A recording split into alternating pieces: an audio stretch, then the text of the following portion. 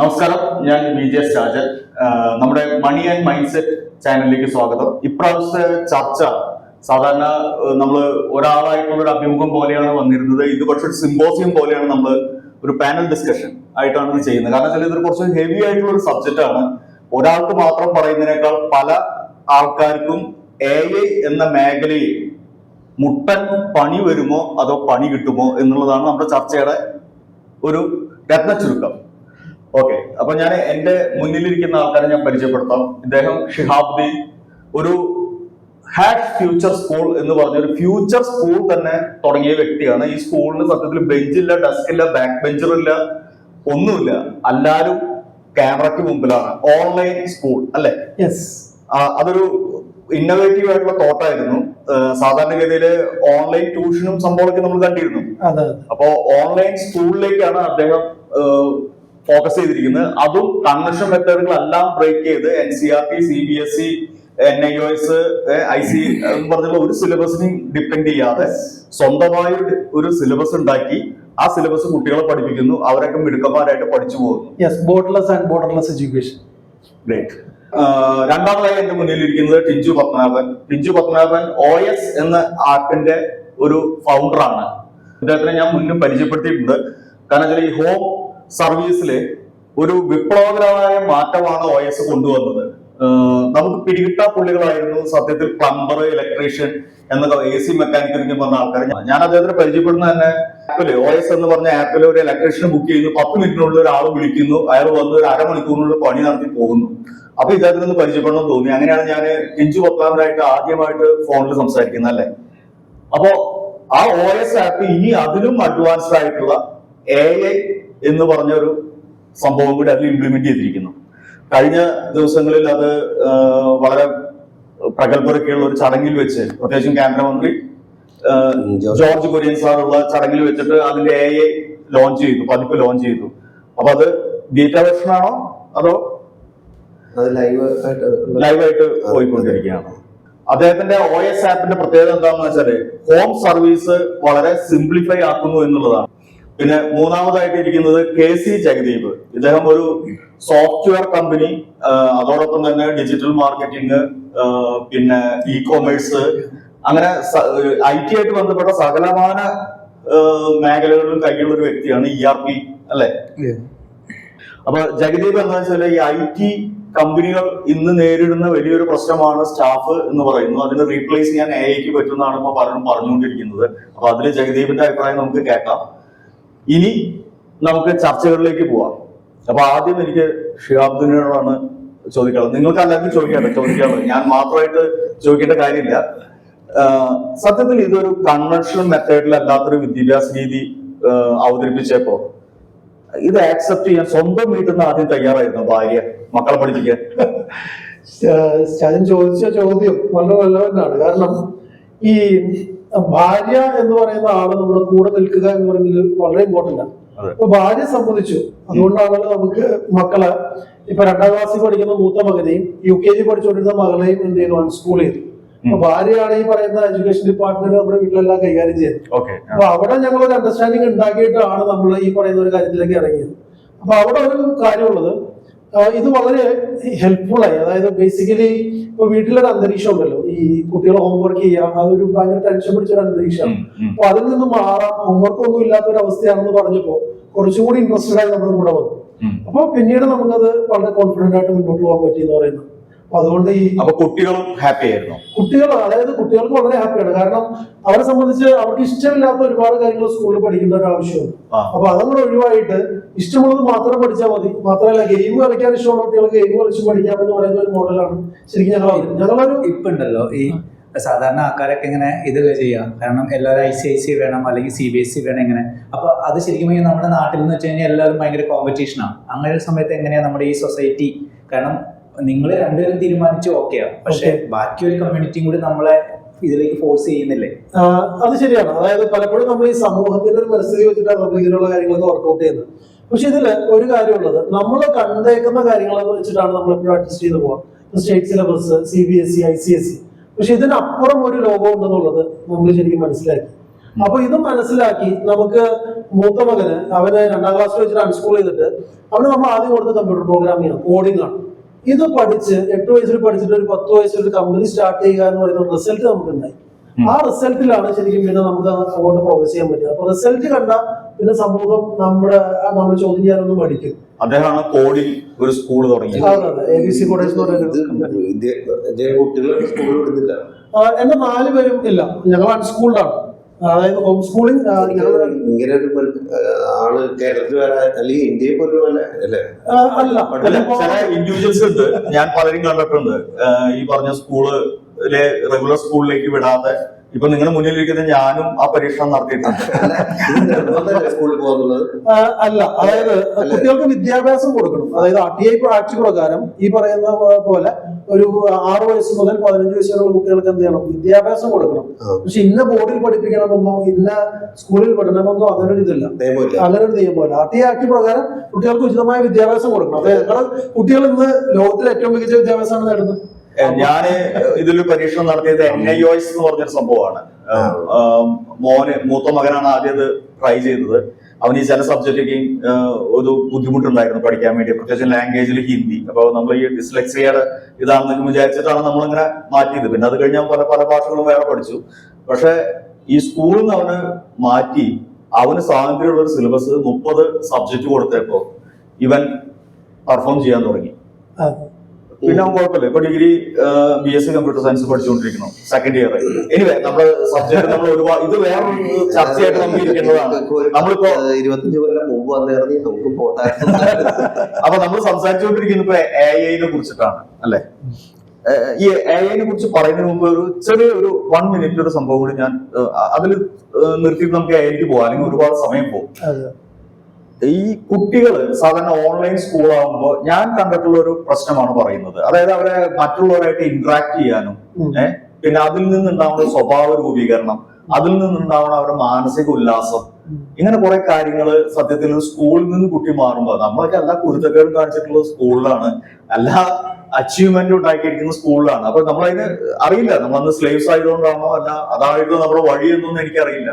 പക്ഷെ ആ ഒരു അറ്റ്മോസ്ഫിയറിന് കുട്ടീനെ മാറ്റുമ്പോൾ അവനിലുണ്ടാവുന്ന ഒരു ഏകാന്തത അല്ലെങ്കിൽ ഒരു വിഡ്രോവല് അല്ലെങ്കിൽ അവന് അങ്ങനത്തെ സാധ്യതകളില്ലേ അതിന്?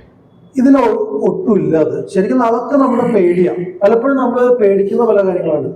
സോഷ്യലൈസേഷൻ ഇതിൽ നടക്കും. അതായത് നമ്മളുടെ കുട്ടികൾ ഇപ്പോൾ കുറെ കുട്ടികൾ ദുബായിലിരിക്കുന്നു, കുറെ കുട്ടികൾ ഖത്തറിൽ, കുറച്ചുപേര് ബാംഗ്ലൂർ, കൊച്ചിയിലൊക്കെ കേട്ട് കുട്ടികളുണ്ട്.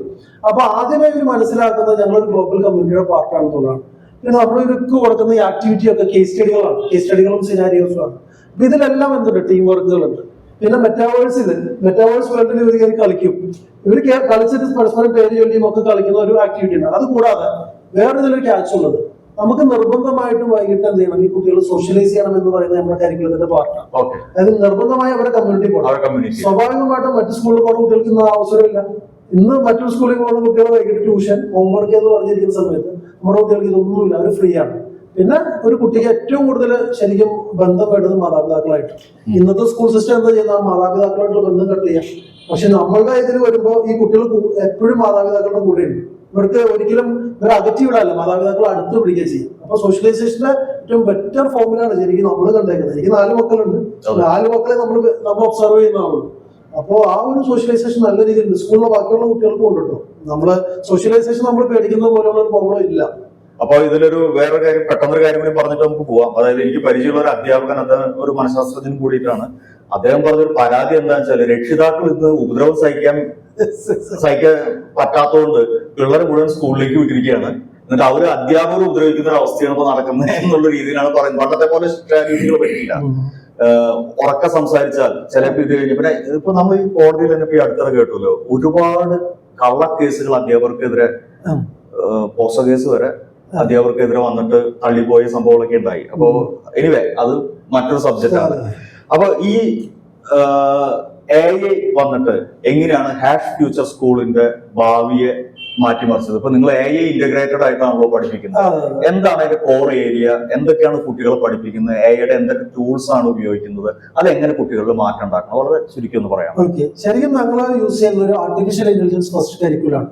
ഞങ്ങൾ തുടങ്ങിയ സമയത്ത് കമ്പ്യൂട്ടർ സയൻസ് ഫസ്റ്റ് കരിക്കുലം നമ്മൾ സ്റ്റാർട്ട് ചെയ്ത്, അതിനുശേഷമാണ് ജനറേറ്റീവ് AIയുടെ ഒരു വേവ് ഒക്കെ വന്നിട്ട് നമ്മൾ എന്ത് ചെയ്തു, ആർട്ടിഫിഷ്യൽ ഇന്റലിജൻസ് ഫസ്റ്റ് കരിക്കുലാക്കി. നമ്മൾ ഇത്രേ പറയുന്നുള്ളൂ. ആർട്ടിഫിഷ്യൽ ഇന്റലിജൻസ് ഉള്ള ലോകത്ത് നമ്മൾ എന്താ ചെയ്യേണ്ട, നന്നായിട്ട് ആർട്ടിഫിഷ്യൽ ഇന്റലിജൻസ് ഉപയോഗിക്കാം, നന്നായിട്ട് അത് ഉപയോഗിക്കുന്നവരാണ് വിജയിക്കുക. അപ്പൊ ഇതില് നമ്മൾ ചെയ്യുന്നതെന്ന് വെച്ചാൽ കുട്ടികൾക്ക് വേണ്ടിയുള്ള ഈ പറയുന്ന കേസ് സ്റ്റഡീസും സിനാരിയോസും ക്രിയേറ്റ് ചെയ്യാൻ AI ഉണ്ട്. ഈ കുട്ടികൾക്ക് പഠിക്കാൻ വേണ്ടി ഗെയിമിഫൈഡ് ആണ് നമ്മുടെ കരിക്കുലം. കുട്ടികൾക്ക് ഗെയിം കളിക്കാൻ ഭയങ്കര ഇഷ്ടം, ഗെയിമിഫൈഡ് ആണ്. ഇപ്പൊ ഗെയിമിഫൈഡ് ആയിട്ടുള്ള കരിക്കുലം പഠിപ്പിക്കാൻ ഓരോരുത്തർക്കും പേഴ്സണലൈസ്ഡ് എഡ്യൂക്കേഷൻ കൊടുക്കും, വളരെ ഇമ്പോർട്ടന്റ് ആണ്. അതായത് ഓരോ കുട്ടിയും വ്യത്യസ്തരാണ്. അപ്പൊ എന്ത് ചെയ്യണം, പേഴ്സണലൈസ്ഡ് ആയിട്ടുള്ള കണ്ടന്റ് കൊടുക്കണം. ഈ കണ്ടന്റ് കൊടുക്കാൻ ആരെ ഹെൽപ്പ് ചെയ്യും? ആർട്ടിഫിഷ്യൽ ഇന്റലിജൻസ് ഹെൽപ്പ് ചെയ്യും. ഇനി വന്നിട്ട് ഇവാലുവേഷൻ ആണ്. സാധാരണ സ്കൂൾസ് ഒക്കെ എന്താ ചെയ്യാം, മന്ത്ലി ടെസ്റ്റ് എടുത്ത് ഒക്കെ മാർക്ക് ഇട്ടാണ് ഇവാലുവേറ്റ് ചെയ്യുക. ഇതിലൊരിക്കലും ഇതൊരു ഇവാലുവേഷനേ അല്ല. പക്ഷെ നമ്മുടെ ഇതിലേക്ക് ഞങ്ങൾ ഏകദേശം 33 സ്കില്ലുകൾ അനലൈസ് ചെയ്യുന്നത്. അതായത് problem solving, critical thinking, analytical, പിന്നെ ഡിസിഷൻ മേക്കിംഗ്, ലീഡർഷിപ്പ് സ്കില്ലുകളൊക്കെ അനലൈസ് ചെയ്യുന്നത്. ഇത് ഓരോ ആക്ടിവിറ്റിയിൽ നിന്ന് ഞങ്ങൾ അനലൈസ് ചെയ്യുന്നത്. ഇത് എങ്ങനെ പോസിബിൾ ആവുന്നത്? AI വെച്ചിട്ടാണ്. അപ്പൊ നിലവിലെ എഡ്യൂക്കേഷൻ ഉള്ള ഒരു പ്രോബ്ലം ആയിരുന്നു പേഴ്സണലൈസ്ഡ് എഡ്യൂക്കേഷൻ കൊടുക്കേണ്ടതും കൃത്യമായ ഇവാലുവേഷൻ. ഇതൊക്കെ ആർട്ടിഫിഷ്യൽ ഇന്റലിജൻസ് വെച്ച് ഞങ്ങൾ കൃത്യമായി സോൾവ് ചെയ്യുന്നുണ്ട്. അപ്പൊ കുട്ടികൾക്ക് ഒരു കാര്യം പറയുന്നത് ചുമ്മാ ടൂൾ പഠിക്കാനല്ല, ടൂളിനെ റൈറ്റ് ആയിട്ട് യൂസ് ചെയ്യാൻ പഠിക്കുക, പുതിയ പുതിയ ടൂളുകൾ ക്രിയേറ്റ് ചെയ്യാൻ പഠിക്കുക, കൃത്യമായി പ്രോബ്ലംസ് സോൾവ് ചെയ്യുക. സൊസൈറ്റിയിലുള്ള പ്രോബ്ലംസ് സോൾവ് ചെയ്യാൻ എന്ത് ചെയ്യാം, ഇതുപോലെയുള്ള ഇന്നിപ്പോ AI ആണ്, നാളെ വേറെ എന്ത് ടെക്നോളജി വന്നാലും എന്ത് ചെയ്യണം, കൂട്ടുപിടിക്കണം. അപ്പോൾ എന്ത് ചേഞ്ച് ലോകത്ത് വന്നാലും ഉടനെ തന്നെ അഡോപ്റ്റ് ചെയ്ത് ചേഞ്ച് ചെയ്യുന്ന ഒരു മെക്കാനിസമാണ് ശരിക്കും ഞങ്ങൾ സ്കൂളിൽ ചെയ്തത്. ഇപ്പൊ അതെനിക്ക് മനസ്സിലാവുന്നു. പക്ഷെ ഞാൻ ചോദിക്കുന്ന വെച്ചാൽ ഈ കുട്ടികളുടെ സ്ക്രീൻ ടൈം എല്ലാ മനഃശാസ്ത്രജ്ഞന്മാരും എല്ലാ ഡോക്ടർമാരും ഭയപ്പെടുത്തുന്ന ഒരു കാര്യമാണ്. ഈ കുട്ടികളുടെ സ്ക്രീൻ ടൈം ഇപ്പോ വളരെയധികം കൂടാൻ അത് കാരണമാവുമല്ലോ.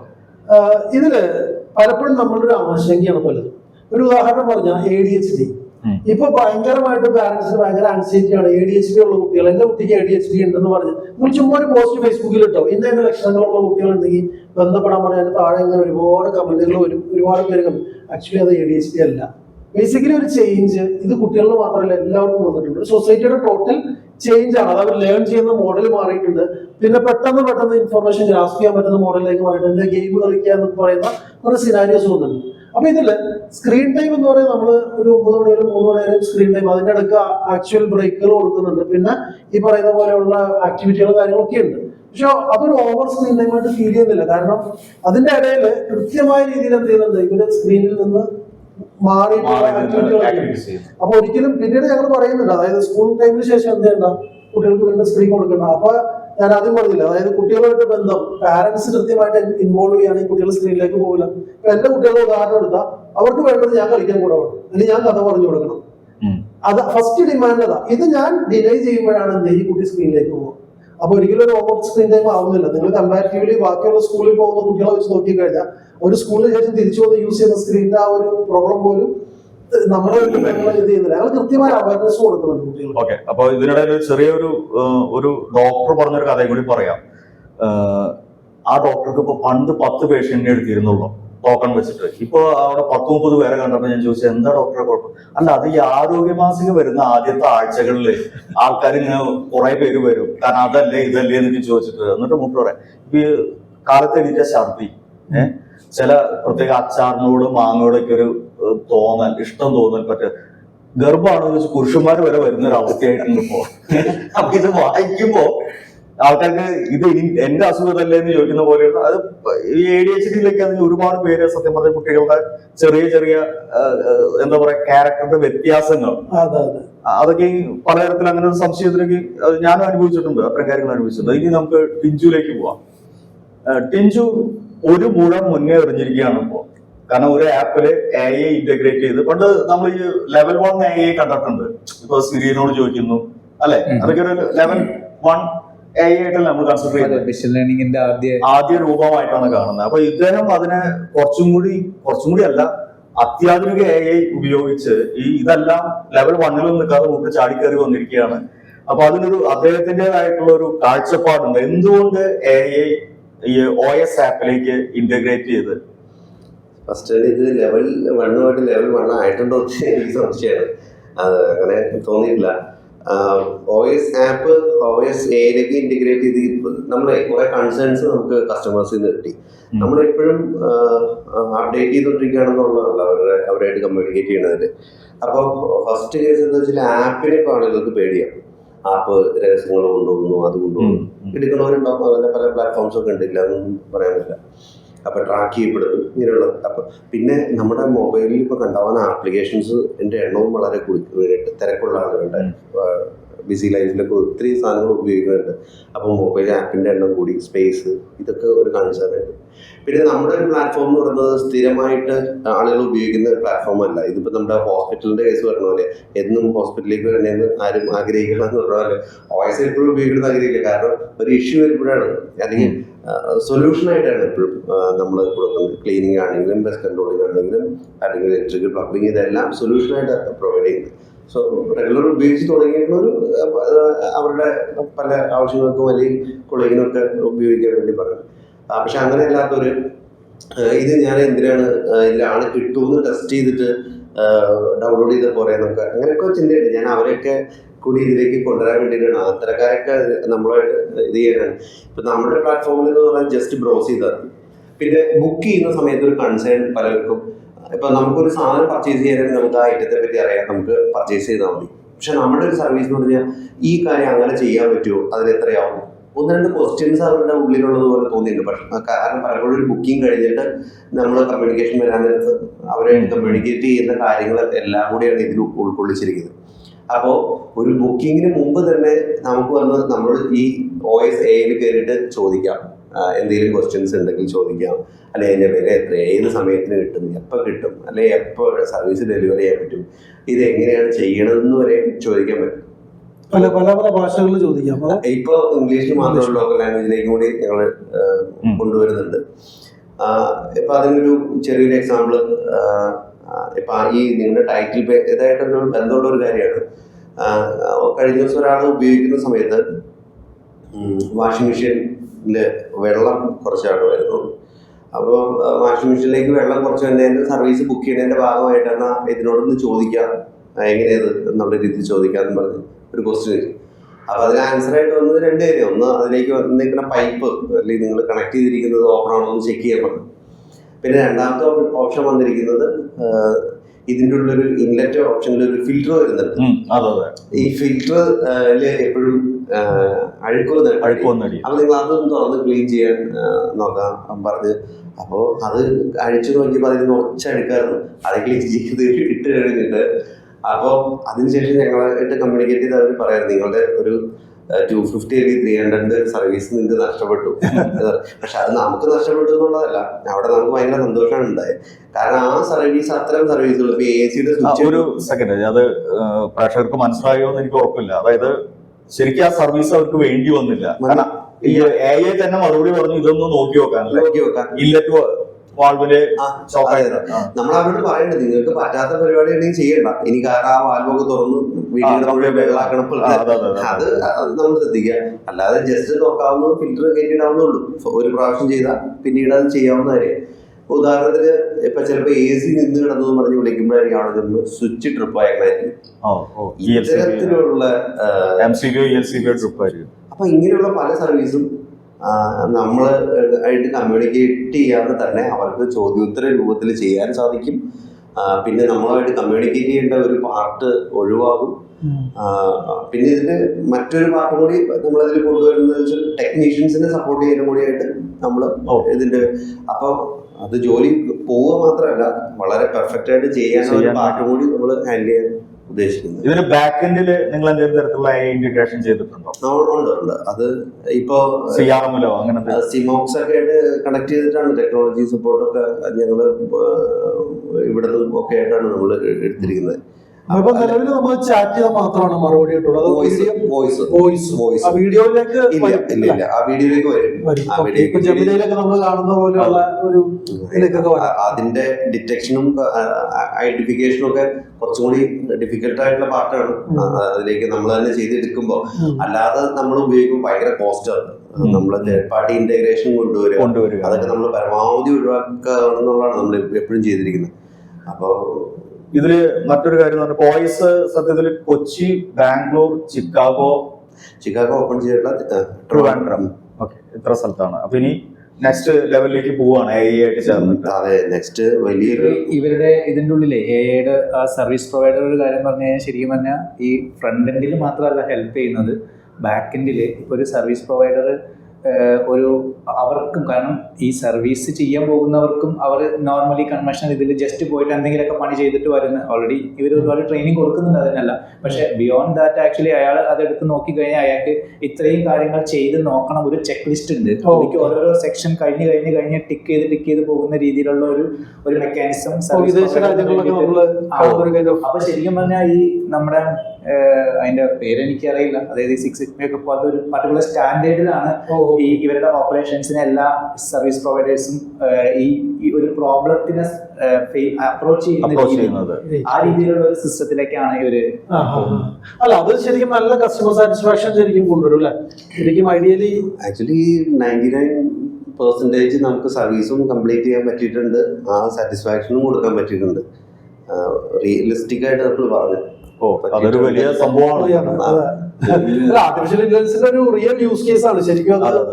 അതെ, ഇപ്പൊ നമ്മൾ പറയണെങ്കിൽ 99% അല്ലെങ്കിൽ 100% ഇതില് ഏജ് ആയ ആൾക്കാർക്കൊക്കെ ഇനി വേണമെങ്കിൽ വോയിസ് കൊണ്ട് അതാണ് നമ്മളൊരു ആപ്പ് ഡൗൺലോഡ് ചെയ്ത് അതിന്റെ അകത്ത് കയറി ഇങ്ങനെ ഇതെന്നൊക്കെ പറഞ്ഞ കാര്യം ഏറ്റവും എളുപ്പമാണ് ബ്രൗസ് ചെയ്തിട്ട് hello OS I need support, electrical support, that's it, പരിപാടി. അതായത് ബുക്കിംഗ് തിരിച്ചൊരു ചോദ്യം ചോദിക്കില്ലേ, അതെ എന്താണെന്ന് ചോദിക്കും. അപ്പൊ അത് പറയാൻ പറ്റുമെങ്കിൽ നമുക്ക് പറയാത്തത് ഡിസ്പ്ലേ ചെയ്തിട്ടുണ്ടാവും. ഇന്നതാണോ എന്ന് ചോദിച്ചാൽ അതാണ്, ഓക്കെ അപ്പൊ സ്വിച്ച് ആണ്, അത് സംബന്ധമാണ്, അല്ലെങ്കിൽ AC ആണ്, അല്ലെങ്കിൽ ഇതാണെന്ന് പറഞ്ഞാൽ ഓക്കെ, അതിൽ ബുക്കിംഗ് കംപ്ലീറ്റ് ഫിനിഷ്. ഓക്കെ, ഇനി നമുക്ക് ജഗദീപിലേക്ക് വരാം. സ്ലിമോക്സ് എന്ന് പറഞ്ഞിട്ടുള്ളതാണ് അദ്ദേഹത്തിന്റെ സ്ഥാപനം. നിങ്ങൾ മുൻപേ പറക്കുന്ന പക്ഷിയാണ്. എനിക്ക് തോന്നുന്ന ഒരു 3-4 വർഷം മുമ്പ് നമ്മൾ AI നെ കുറിച്ചിട്ട് സംസാരിച്ചിട്ടുണ്ട്.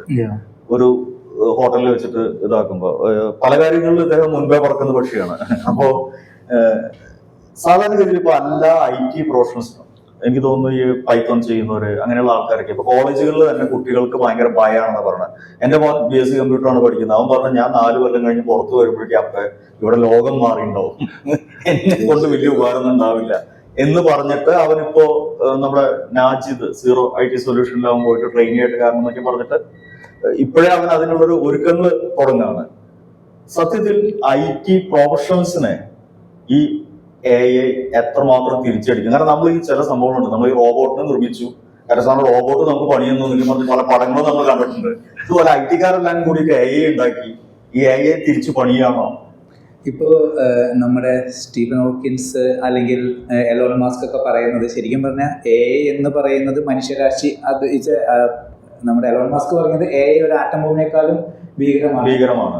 സ്റ്റീഫൻ ഹോക്കിൻസ് പറയുന്നത് AI ആയിരിക്കും മനുഷ്യരാശിയുടെ അന്ത്യം കുറിക്കുന്നത്. അപ്പോൾ ആ ഒരു അർത്ഥത്തിൽ നോക്കിക്കഴിഞ്ഞാൽ AI ഒരു ഡേഞ്ചർ സംഭവമാണെങ്കിൽ ആദ്യം പണി കിട്ടാൻ പോകുന്നത് IT പ്രൊഫഷണൽസിനാണ്. കാരണം ഉണ്ടാക്കിയവർക്ക് തന്നെയാണ് അതിനെ കൊണ്ടുള്ള പണി കിട്ടാൻ പോകുന്നത്. പക്ഷെ ഇപ്പോഴത്തെ നമ്മുടെ ഒരു കാഴ്ചപ്പാട്, അല്ലെങ്കിൽ നമ്മൾ അതിനെ അപ്രോച്ച് ചെയ്ത ആ ഒരു ലോജിക്ക് വെച്ചിട്ട് ശരിക്കും പറഞ്ഞാൽ AI ഒരു നോർമലി ഒരു ബിലോ ആവറേജ് ആയിട്ടുള്ള ഒരാളെ ശരിക്കും ഒരു എബോവ് ആവറേജ് ആയിട്ടും ഒരു എക്സലൻ്റ് ആയിട്ട് ഉയർത്താൻ പറ്റും. അത് നോർമലി ഇപ്പോൾ ചെറിയ രീതിയിൽ എന്തെങ്കിലുമൊക്കെ കോഡിങ് ചെയ്യാൻ എന്തെങ്കിലുമൊക്കെ കാര്യങ്ങൾ അറിയാവുന്ന ഒരാൾക്ക് with the help of AI they can do excellent. പക്ഷെ കണ്ടിന്യൂസ് ആയിട്ട് ചിലപ്പോൾ ഭയങ്കര ടോപ്പിൽ നിന്ന് AI സ്വന്തം കഴിവിൽ നന്നായിട്ട് കോഡിങ് ചെയ്തുകൊണ്ടിരിക്കുന്നതോ അല്ലെങ്കിൽ പെർഫെക്റ്റ് ആയിട്ട് ചെയ്തുകൊണ്ടിരിക്കുന്ന ആള് AI ഒരുപാട് ഡിപ്പെൻഡ് ചെയ്യാൻ പോയാൽ മേ ബി അവർ കുറച്ച് താഴേക്ക് വരാനും സാധ്യതയുണ്ട്. ഇപ്പോ ക്രിയേറ്റീവ് കാര്യത്തിലേക്ക് നമ്മൾ പറയാറുണ്ട്. ഞാനൊരു ആഡ് ഫിലിം മേക്കറാണ്. പലപ്പോഴും കണ്ടന്റ് ക്രിയേറ്റേഴ്സിനെ സമീപിക്കാറുണ്ട്. ഇപ്പൊ എന്താ പ്രശ്നം എന്ന് വെച്ചാൽ ഈ കണ്ടന്റ് ക്രിയേറ്റേഴ്സിനെ പറഞ്ഞു കഴിഞ്ഞാൽ പണ്ടൊക്കെ ചേട്ടാ ഒരു ദിവസം 2 ദിവസം ഞാൻ എന്തെങ്കിലും ഇതാക്കണം. ഇപ്പൊ കഴിഞ്ഞ ദിവസം വാട്സാപ്പിൽ ഒരാൾ കണ്ടന്റ് ക്രിയേറ്റർ ഒരു സാധനം അയച്ചു തന്നു, ഇതിനു വേണ്ടി പ്രൊജക്ടിന് വേണ്ടിയിട്ടുള്ളതാണ്. അതിൽ തീർച്ചയായും ഞാൻ സഹായിക്കാം എന്ന് പറഞ്ഞിട്ടുള്ള ഫസ്റ്റ് ലൈൻ അടക്കാണ് മൊത്തം വന്നേ. അപ്പൊ ഞങ്ങളുടെ നാട്ടിലൊരു ഒരു കഥാകൃത്തല്ല, നോവലിസ്റ്റിനെ കുറിച്ചിട്ട് ഒരു സംഭവം ഉണ്ട്. അദ്ദേഹത്തിന്റെ പേര് പറയുന്നില്ല. അദ്ദേഹം ഒരു നോവൽ എഴുതിയിട്ടൊരു പത്രാധിപർക്ക് അയച്ചു കൊടുത്തു. അപ്പൊ പത്രാധിപർ പറഞ്ഞു നല്ല ഗംഭീര നോവലാണ്, ഞാൻ ഈ അടുത്ത കാലത്ത് വെച്ച ഏറ്റവും ബെസ്റ്റ് നോവലാണ്. അതിൽ പക്ഷെ എഴുതിയ ആളുടെ പേരിന്റെ ഭാഗത്ത് 2 പേര് കാണുന്നുണ്ട്. ഒന്ന് തകഴി ശിവശങ്കരപ്പിള്ള, പിന്നെ ഒന്ന് ഞാൻ വെറുതെ ഒരു പേര് പറഞ്ഞു പാവുനി തൃപ്രയ എന്ന് പറഞ്ഞു. ഏതാണ് ഞാൻ ഉപയോഗിക്കേണ്ടത്? കയറായിരുന്നു നോവല്. അപ്പൊ ഈ പകർത്തി എഴുതുമ്പോ പേരടക്കം പകർത്തി എഴുതി എന്ന് പറഞ്ഞിട്ട് ഞാൻ തമാശയായിട്ട് പറഞ്ഞൊരു കാര്യം, അങ്ങനെ ഒരു കഥാപാത്രം ഇല്ലാട്ടോ. ഓക്കെ, അപ്പോ ഈ ഇത്തരം സംഭവങ്ങൾ ചെയ്യുന്നത് ഒരുപാട് ആൾക്കാരുടെ ബ്രെയിൻ വർക്ക് ചെയ്യാനുള്ള സാധ്യതയെ ഇല്ലാതാക്കുന്നുണ്ട് എന്നുള്ളൊരു ഇതുകൂടി അപകടം വരുന്നില്ലേ? ഇല്ല, അങ്ങനെ പറയാനില്ല. ഇപ്പൊ നമ്മള് പണ്ട് പറയില്ലേ, ട്രാക്ടർ ഇറങ്ങി കഴിയുമ്പോൾ ഉഴുത് മറിക്കുന്ന തൊഴിൽ പോകുന്നു പറഞ്ഞത് ചിലപ്പോൾ ശരിയാണ്, കാരണം അവരുടെ ജോലി, പക്ഷെ അവിടെ പുതിയ ജോലി ക്രിയേഷനാണ്. നമ്മൾ അപ്ഡേറ്റഡ് ആയില്ലെങ്കിൽ ആരാണെങ്കിലും ഏത് കാലഘട്ടത്തിലും താഴേക്കും. അതായത് ശരിക്കും മനുഷ്യരാശിക്ക് ഈ സ്പീഡിൽ പോയാൽ പോരാ. അതായത് മനുഷ്യൻ എന്ന് പറയുന്നത് ഇതിലും കഴിവുള്ള ആൾക്കാരാണ്. ഇപ്പൊ നമ്മൾ ജീവിച്ചിരിക്കുന്ന ഈ കാലഘട്ടത്തെക്കാളും കഴിവുള്ള ആൾക്കാരാണ് മനുഷ്യൻ. മനുഷ്യന് നെക്സ്റ്റ് ലെവലിലേക്ക് പോയേ പറ്റും. അതിനു വേണ്ടി സപ്പോർട്ട് ചെയ്യുന്ന സംഭവമാണ് ഈ പറയുന്ന. അപ്പൊ നമ്മൾ പണ്ടത്തെ ആൾക്കാർ പറഞ്ഞിരുന്ന സംഭവം വെച്ച് നോക്കുകയാണെങ്കിൽ വാഷിംഗ് മെഷീൻ വന്നപ്പോ ഒരുപാട് പേര് അതിന് കുറ്റം പറഞ്ഞു. തുണി അലക്കുമ്പോ നിറം വരുന്നില്ല, മറ്റാണ് അങ്ങനെയൊക്കെ പറഞ്ഞു. മിക്സി വന്നപ്പോ കുറെ ആൾക്കാർ പറഞ്ഞു പെണ്ണുങ്ങൾ മടിച്ചുകളായി, ഈ ചമ്മന്തിക്ക് ഒന്ന് അരച്ച ആ രുചിയില്ല, കല്ലും അറിയപ്പോഴാണ് ആ രുചി എന്നൊക്കെ പറഞ്ഞു. അപ്പൊ സത്യം പറഞ്ഞാൽ ഇതൊരു നമ്മളെ ആക്സെപ്റ്റ് ചെയ്യാതെ ഇനി മുന്നോട്ട് പോകാൻ പറ്റില്ല. നമ്മുടെ ജീവിതത്തിനെ മാറ്റിമറിക്കാൻ പോകുന്ന വലിയൊരു സംഭവമാണ് ഇത്. പണ്ട് നമ്മൾ പറയുന്ന ഓരോ ലോകമഹായുദ്ധങ്ങളും ലോകത്ത് ഒരുപാട് മാറ്റങ്ങൾ ഉണ്ടാക്കിയിട്ടുണ്ട്. കോവിഡ് ഒരു പാൻഡമിക് സിറ്റുവേഷൻ ഒരുപാട് മാറ്റങ്ങൾ ലോകത്തുണ്ടാക്കി. അതേപോലെ തന്നെ ഈ AI ഇനി അങ്ങോട്ട് റൂൾ ചെയ്യാൻ പോവുകയാണ് അല്ലെ? അതെ, ഇനി ശരിക്കും പറഞ്ഞാൽ ഈ തിരിച്ചുവരവില്ലാത്ത രീതിയിലുള്ള ട്രാൻസ്ഫോർമേഷൻ ആണ് ശരിക്കും AI കൊണ്ട് ഇപ്പൊ നടന്നുകൊണ്ടിരിക്കുന്നത്. നമ്മൾ എങ്ങനെ ഇന്റർനെറ്റ് വന്ന സമയത്ത് എങ്ങനെ നമ്മളൊക്കെ ഇന്ന് ഇന്റർനെറ്റ് ഇല്ലാണ്ട് നമുക്ക് ജീവിക്കാൻ പറ്റാത്ത, അല്ലെങ്കിൽ വൈദ്യുതി വന്നപ്പോൾ വൈദ്യുതി ഇല്ലാതെ ജീവിക്കാൻ പറ്റാത്ത നമ്മൾ ആ ഒരു രീതിയിലേക്ക് മനുഷ്യരാശി മാറിയതുപോലെ ഇനി AI ഇല്ലാണ്ട് നമുക്ക് പറ്റില്ല. നമ്മുടെ പാർട്ട് ഓഫ് ലൈഫ് ആയിട്ട് ഇത് മാറി. IT-ല് AI ഡയറക്റ്റ് ഇമ്പാക്ട് വരാവുന്നത്, അല്ലെങ്കിൽ അതുപോലെ തന്നെ സപ്പോർട്ട് വരാവുന്ന ഇതൊന്ന് ചുരുക്കി പറയാമോ?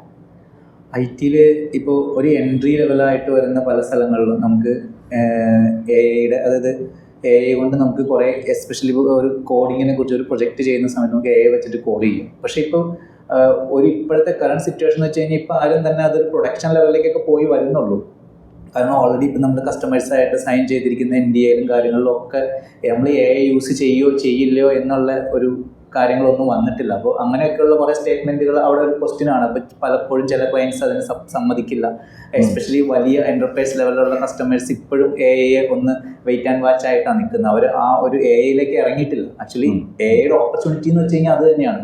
ഇപ്പോൾ പല വലിയ കമ്പനികൾ ഇറങ്ങിയിട്ടില്ല എന്നുള്ളത് തന്നെ ഒരു വലിയ ഓപ്പർച്യൂണിറ്റിയാണ്. നാളെ AI കൊണ്ടായിരിക്കും എല്ലാവരും ചെയ്യാൻ പോകുന്നത് എന്ന് പറയുന്ന ഒരു, ഇപ്പോൾ റീസെൻ്റായിട്ട് നമ്മളെ ഒരു കസ്റ്റമറുടെ കയ്യിൽ നിന്ന് നമുക്കൊരു ഇത് വന്നു ഒരു 5-6 മാസം മുമ്പ്. അതായത് അവരുടെ പ്രൊജക്റ്റ് എന്തായിരുന്നു എന്ന് വെച്ച് കഴിഞ്ഞാൽ ഒരു 13 മലയാളം അറിയാവുന്ന, മലയാളം നേറ്റീവ് സ്പീക്കിംഗ് സ്കില്ലുള്ള, മലയാളം എഴുതാനും വായിക്കാനും സംസാരിക്കാനൊക്കെ അറിയാവുന്ന ഒരു 13 AI ഡെവലപ്പേഴ്സിനെ വേണം. ഈ ഒരു ക്രൈറ്റീരിയ HR-ന് കൊടുത്ത് അവർ നൗകരി, ലിങ്ക്ഡിൻ, ഓൾമോസ്റ്റ് ഓൾ പ്ലാറ്റ്ഫോമിൽ നോക്കി കഴിഞ്ഞപ്പോൾ എൻ്റെ കയ്യിൽ അവർ അയച്ച സ്ക്രീൻഷോട്ട് ഉണ്ട്. 82 പേര് അല്ലെങ്കിൽ 13 പേര്, ഇതൊക്കെയാണ് ഞങ്ങൾക്ക് കിട്ടിയ നമ്പർ. ഇവരൊക്കെ എന്ന് വെച്ച് കഴിഞ്ഞാൽ ഓൾറെഡി വെൽ എസ്റ്റാബ്ലിഷ്ഡ് ആയിട്ട് ഗൂഗിളിലോ മൈക്രോസോഫ്റ്റിലോ അല്ലെങ്കിൽ TCS-ലോ അങ്ങനെ ഏതെങ്കിലുമൊക്കെ കമ്പനിയിൽ വർക്ക് ചെയ്യുന്നവരാണ്. അപ്പോൾ ഇവരൊന്നും നമുക്ക് അപ്രോച്ച് ചെയ്യാനും പറ്റില്ല. അപ്പോൾ ഇത്രയും, അപ്പോൾ മറ്റൊരു ആംഗിളിൽ നോക്കിക്കഴിഞ്ഞാൽ കേരളത്തിൽ എന്തോ ഒരു IT പ്രൊഫഷണൽസ് ഇൻഫോ പാർക്കിലും ടെക്നോ പാർക്കിലും സൈബർ പാർക്കിലും ഇനി അത്രയും തന്നെ ആൾക്കാർ ബാംഗ്ലൂരിൽ മാത്രം വർക്ക് ചെയ്യുന്നുണ്ട്. സോ ലാക്സ് ഓരോ വർഷം കുട്ടികൾ ഒരുപാട് പഠിച്ചിറങ്ങാം. ഇത്രയും ആൾക്കാരെല്ലാവരും ഈ ഡാറ്റാബേസ് നൗകരിയിലും അല്ലെങ്കിൽ മോൺസ്റ്ററിലും ഇങ്ങനെ എല്ലാത്തിലും ഉണ്ട്. ഇത്രയും ഡാറ്റാബേസിൻ്റെ ഉള്ളിൽ നമ്മുടെ നമ്മുടെ ടീം സെർച്ച് എല്ലാത്തിലും അക്കൗണ്ട്സ് ഉണ്ട്. നമുക്ക് അതിൽ സെർച്ച് ചെയ്ത് നോക്കി കഴിഞ്ഞാൽ കിട്ടുന്ന ഇത്രയും പേരെ കിട്ടുന്നുള്ളൂ. അപ്പോൾ ഇതെന്ന് വെച്ചാൽ ശരിക്കും പറഞ്ഞാൽ അത് ഭയങ്കര ഒരു ഓപ്പർച്യൂണിറ്റിയാണ്. നമ്മുടെ മലയാളം ഭാഷ അറിയാവുന്ന ആളുകൾക്ക് പോലും വെച്ച് നോക്കിക്കഴിഞ്ഞാൽ പോലും കിട്ടുന്ന, അപ്പോൾ ഈ ഇന്ത്യയുടെ ഒരു 3% ഉള്ള ജനതയ്ക്ക് ഇത്രയും ഓപ്പർച്യൂണിറ്റി ഉണ്ടെങ്കിൽ ഇന്ത്യയുടെ തന്നെ ഓപ്പർച്യൂണിറ്റി. ശരിക്കും പറഞ്ഞാൽ ഇതില് നേരത്തെ ജഗദീപ് സൂചിപ്പിച്ച ഒരു പോയിന്റ് ഉണ്ടല്ലോ, മനുഷ്യനെ ശരിക്കും സൂപ്പർ ഹ്യൂമൺ ആക്കും. കാരണം AI യൂസ് ചെയ്യുന്ന മനുഷ്യന്മാർ സൂപ്പർ ഹ്യൂമൺ ആകും. ഇതിനൊരു എക്സാമ്പിൾ പറഞ്ഞാൽ നമ്മൾ കഴിഞ്ഞ വർഷം സ്കൂളിൽ ഒരു ഐഡിയ പ്രോഗ്രാം റൺ ചെയ്തു. അപ്പൊ ഐഡിയ പ്രോജക്റ്റ് ആയിരുന്നു നമ്മുടെ പ്ലാൻ. അപ്പൊ നമ്മൾ ജെനൈ സൂപ്പർ ഹീറോസ് എന്ന് പറഞ്ഞു. പക്ഷെ ഐഡിയ നല്ല ഐഡിയ ആയിരുന്നു, കുട്ടികൾക്ക് ഐഡിയയും ഡിസൈനും അടിപൊളിയായിരുന്നു. പക്ഷെ ഗോ ടു മാർക്കറ്റിലേക്ക് ഇവർക്ക് പ്രൊഡക്റ്റ് ഡെവലപ്പ് ചെയ്യാൻ പറ്റില്ല. കുറെ പേർക്ക് വെബ് പേജുകളൊക്കെ ഉണ്ടാക്കി, പക്ഷെ ഒരു ഫുൾ സ്റ്റാക്ക് കംപ്ലീറ്റ് ഒരു ആപ്ലിക്കേഷൻ ഉണ്ടാക്കണമെങ്കിൽ എന്ത് വേണം, ഇതുപോലുള്ള ആളുകൾ സപ്പോർട്ട് വേണം. ഈ വർഷം വീണ്ടും ഒന്ന് റീസ്റ്റാർട്ട് ചെയ്തു. വിത്തിൻ 1 വീക്ക് പ്രൊഡക്റ്റ് ഔട്ടായി. പ്രൊഡക്റ്റ് കുട്ടികൾ റിലീസ് ചെയ്തു എന്ന് പറയുന്നതാണ്. അതായത് ബേസിക്കലി ഇതിന്റെ ഒരു കേപ്പബിലിറ്റി അവിടെയാണ്. ഏതൊരു കേപ്പബിലിറ്റി നമുക്ക് ചെയ്യാൻ പറ്റാത്ത നമ്മളുടെ ചിന്തകളിലുള്ള പല കാര്യങ്ങളും എന്ത് ചെയ്യാം നമുക്ക് പ്രൊഡക്റ്റ് സ്റ്റാർട്ട് ക്രിയേറ്റീവ് ഫീൽഡിലാണ്. പണ്ടൊരു ഹോളിവുഡിലൊക്കെ സാധ്യമായിരുന്ന ഒരു ഫിലിം ഇന്ന് ചെറിയ ബഡ്ജറ്റിൽ എന്ത് ചെയ്യാൻ പറ്റും, നമുക്ക് നമ്മുടെ ചെയ്തെടുക്കാം. ഇത് എല്ലാ മേഖലയിലും എന്താണ് മനുഷ്യന് സൂപ്പർ പവർ. ഇതിന്റെ കേസ് സ്റ്റഡി നമ്മുടെ ഓഫീസിലുണ്ട്.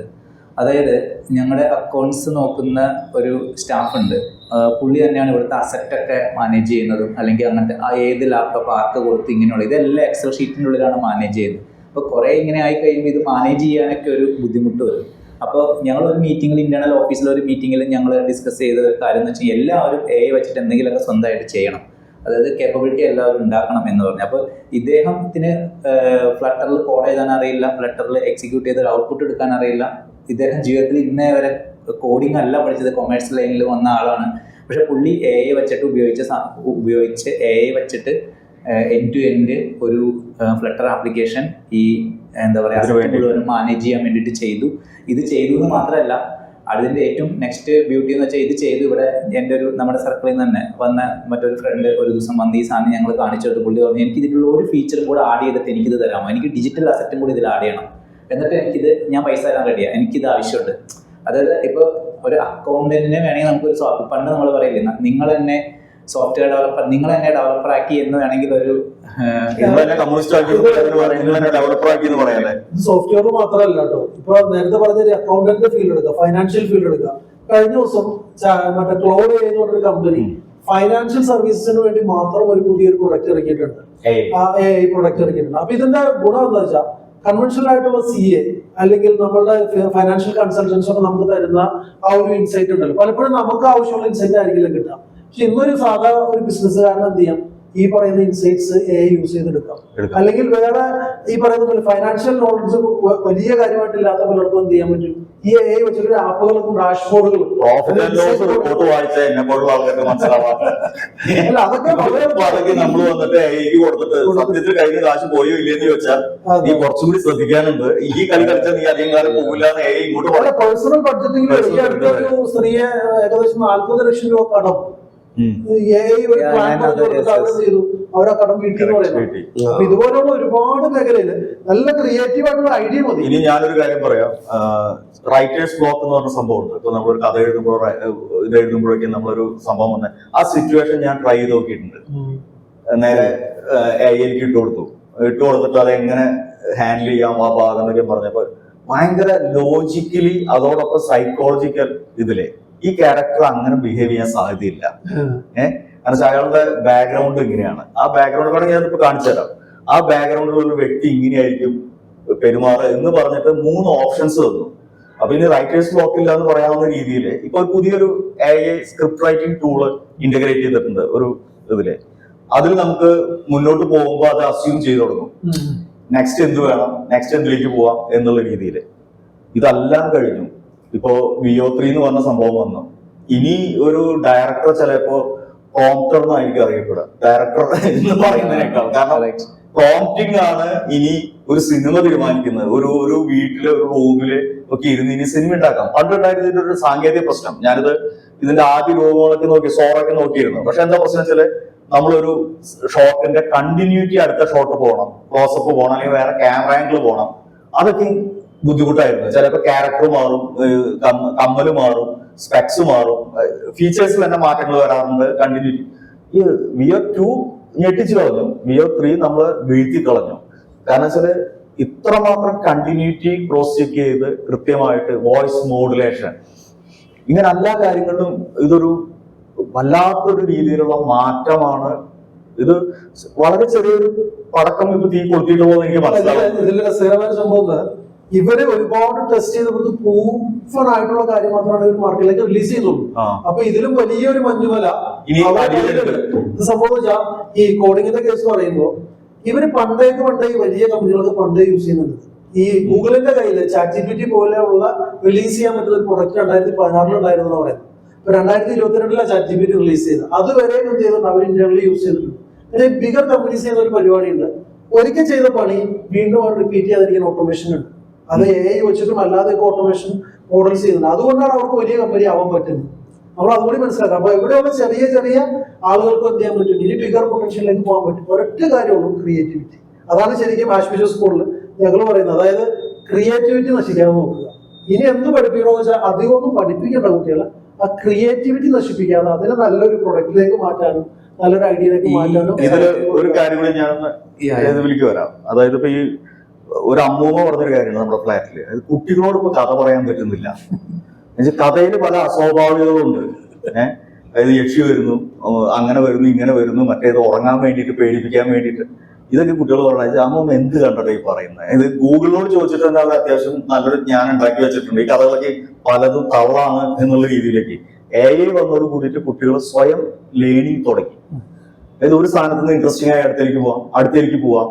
ഇതൊരു ശരിക്കും പറഞ്ഞാൽ ഞാനൊക്കെ ഇതിന്റെ ചില ഓപ്ഷൻസ് നമ്മളൊരു ആഡ് ഫിലിമിന് എങ്ങനെ ഒരു പുതിയ തരത്തിലുള്ള ഒരു കോൺസെപ്റ്റ് ഉണ്ടാക്കാം, ഒരു കോൺസെപ്റ്റ് നോട്ട് തരാൻ പറഞ്ഞു കഴിഞ്ഞാൽ ഒരു കോളയുടെ പരസ്യം എന്ന് പറഞ്ഞിട്ടുണ്ടെങ്കിൽ നമുക്ക് പല രീതിയിലുള്ള ഔട്ട്പുട്ടുകളാണ് തരുന്നത്. അപ്പൊ ക്രിയേറ്റീവ് ആൾക്കാർക്ക് ഒരുപാട് സഹായം വരും. ഞാനൊരു ക്രിയേറ്റീവ് മേഖലയിൽ ഒരു പരസ്യചിത്ര സംവിധായകനായിട്ടാണ് എൻ്റെ ഒരു പ്രൊഫഷൻ കൊണ്ടുപോകുന്നത്. ഇനിയിപ്പോ ഞാൻ ആയിരുന്നു എന്നുള്ള ഒരു വാസ് എന്നുള്ള സംഭവം ഉപയോഗിക്കേണ്ടി വരും എന്നുള്ള അവസ്ഥയിലാണ് ഇപ്പൊ ഞാൻ നിൽക്കുന്നത്. ഒരു 200 കൂടുതൽ പരസ്യങ്ങൾ 10-25 വർഷമായിട്ട് ചെയ്തൊരു എന്നെ സംബന്ധിച്ച് നോക്കുമ്പോൾ ഇനി ഇത്തരം മോഡല് എന്റെ പ്രൊഫഷനിൽ തന്നെ ഞാൻ ആലോചിക്കണേ എത്ര പേരെ പണി പോകുന്നുള്ളത്. മോഡൽ കോർഡിനേറ്റർ, മോഡൽ പോർട്ട്ഫോളിയോ ചെയ്യുന്ന photographer, model, art director, light officers, cameraman, camera associates, associate director, assistant directors, ഇനി കോസ്റ്റ്യൂം ഡിസൈനർ,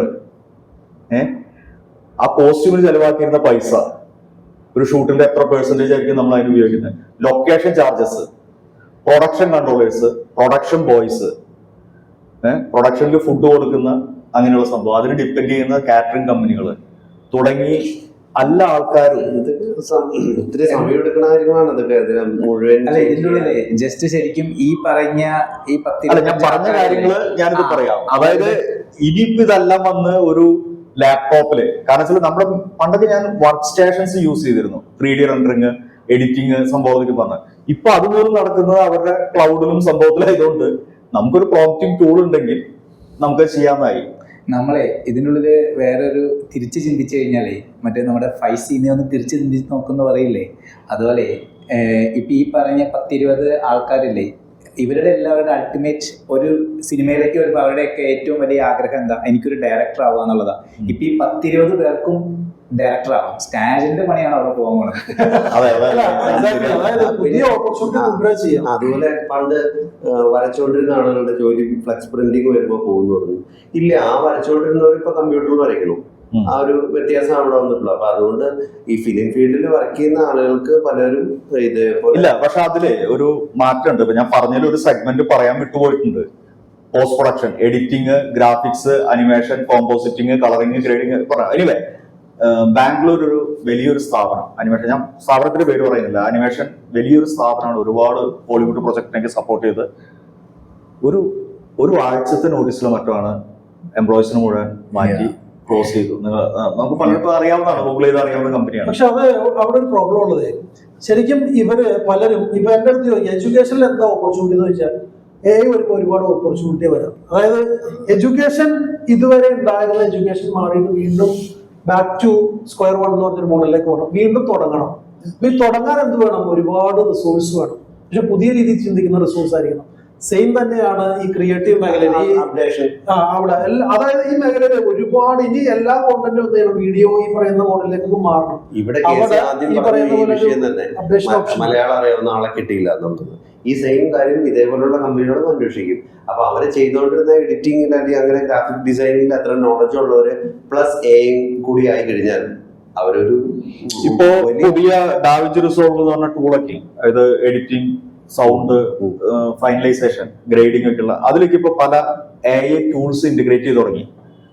ഫസ്റ്റ് ലെവൽ അവർ സ്റ്റാർട്ട് ചെയ്ത് കഴിഞ്ഞു. അതായത് ഇപ്പൊ പല കാര്യങ്ങളും എന്താ പറയാ AIക്ക് ചെയ്യാൻ പറ്റുന്ന രീതിയിൽ പല ടൂൾസും ഉണ്ട്. ഇപ്പൊ ഗ്രേഡിംഗിലേക്ക് പല ടൂൾസും യൂസ് ചെയ്യാം എന്നുള്ള രീതിയിൽ. അപ്പൊ എനിക്ക് തോന്നുന്നു ഈ ടൂളുകളും ഇനി AI നിങ്ങൾ ഈ ആപ്പ് AI ഇന്റഗ്രേറ്റഡ് ആയി എന്ന് പറഞ്ഞ പോലെ ഈ നമ്മൾ കമേഴ്ഷ്യൽ മെത്തേഡിൽ യൂസ് ചെയ്യുന്ന പല ടൂളുകളും AI ഇന്റഗ്രേറ്റഡ് ആയാൽ മാത്രമേ നിലനിൽക്കാൻ പറ്റുള്ളൂ. അല്ല, അതിൽ ഇത്രേ ഉള്ളൂ. വാസ്തവത്തിൽ അത് നമ്മൾ ചെയ്യുന്ന പണിയല്ലായിരുന്നു. വാസ്തവത്തിൽ ഈ പറയുന്ന ഫോട്ടോഷോപ്പ് അത്രയും സമയമെടുത്ത് എഡിറ്റ് ചെയ്യേണ്ടത് മനുഷ്യൻ ചെയ്യേണ്ട പണിയല്ലായിരുന്നു. അപ്പൊ അത് എനിക്ക് റീപ്ലേസ് ചെയ്യാൻ പറ്റുമെന്ന് പറയുമ്പോൾ നമ്മൾ എന്ത് ചെയ്യുക, അടുത്ത പണിയിലേക്ക് നീങ്ങുക. അപ്പൊ അതിൽ തന്നെ ഒരു ചെറിയൊരു കാര്യം പറയും. ഈ പൈത്തൺ പ്രോഗ്രാം ചെയ്യുമ്പോൾ നമുക്ക് സിന്റാക്സ് എറർ വന്നാൽ സെമികോളൻ മിസ്സിംഗ്, ഈ പ്രോഗ്രാം ചെയ്യുമ്പോൾ ഒരു സെമികോളൻ മിസ്സിംഗ് എന്ന് പറഞ്ഞു കഴിഞ്ഞാൽ അത് സിസ്റ്റം പറയും semicolon is missing at this line എന്ന് പറയും. അപ്പൊ അന്നൊരു കുട്ടി അച്ഛനോട് ചോദിക്കുന്ന ഒരു കാർട്ടൂൺ ഉണ്ട്, അച്ഛൻ ഈ സെമികോളൻ മിസ്സിംഗ് എന്ന് പറഞ്ഞാൽ എന്തുകൊണ്ട് അതിന് ഇട്ടുകൂടാ? പണ്ടേ അറിഞ്ഞൊരു കാർട്ടൂണാണ്. അപ്പൊ ഈ ഒരു പ്രോബ്ലം കാരണം പലപ്പോഴും പ്രോഗ്രാമിലേക്ക് വരാത്ത ആളുകൾ ഒരുപാടുണ്ടായിരുന്നു. ഇന്ന് ആ പ്രോബ്ലം ഇല്ല. ഞാനൊരു ചോദ്യം ചോദിക്കട്ടെ. അപ്പോ നിങ്ങൾ രണ്ടുപേരോടാണ് ഇപ്പൊ ഈ പൈത്തോൺ പ്രോഗ്രാമിംഗിന്റെ കാര്യം പറഞ്ഞപ്പോഴാണ് ശരിക്കും പറഞ്ഞ ഈ പൈത്തൺ ഞങ്ങൾ നേരത്തെ സംസാരിച്ചൊരു കാര്യമാണ്. ഈ കോഡ് AI ഉണ്ടാക്കി കഴിഞ്ഞു തന്നിട്ടുണ്ടെങ്കിൽ അത് നമ്മൾ അറിയുന്ന ഒരാളെ കൊണ്ട് അത് വെരിഫൈ ചെയ്യണ്ടേ?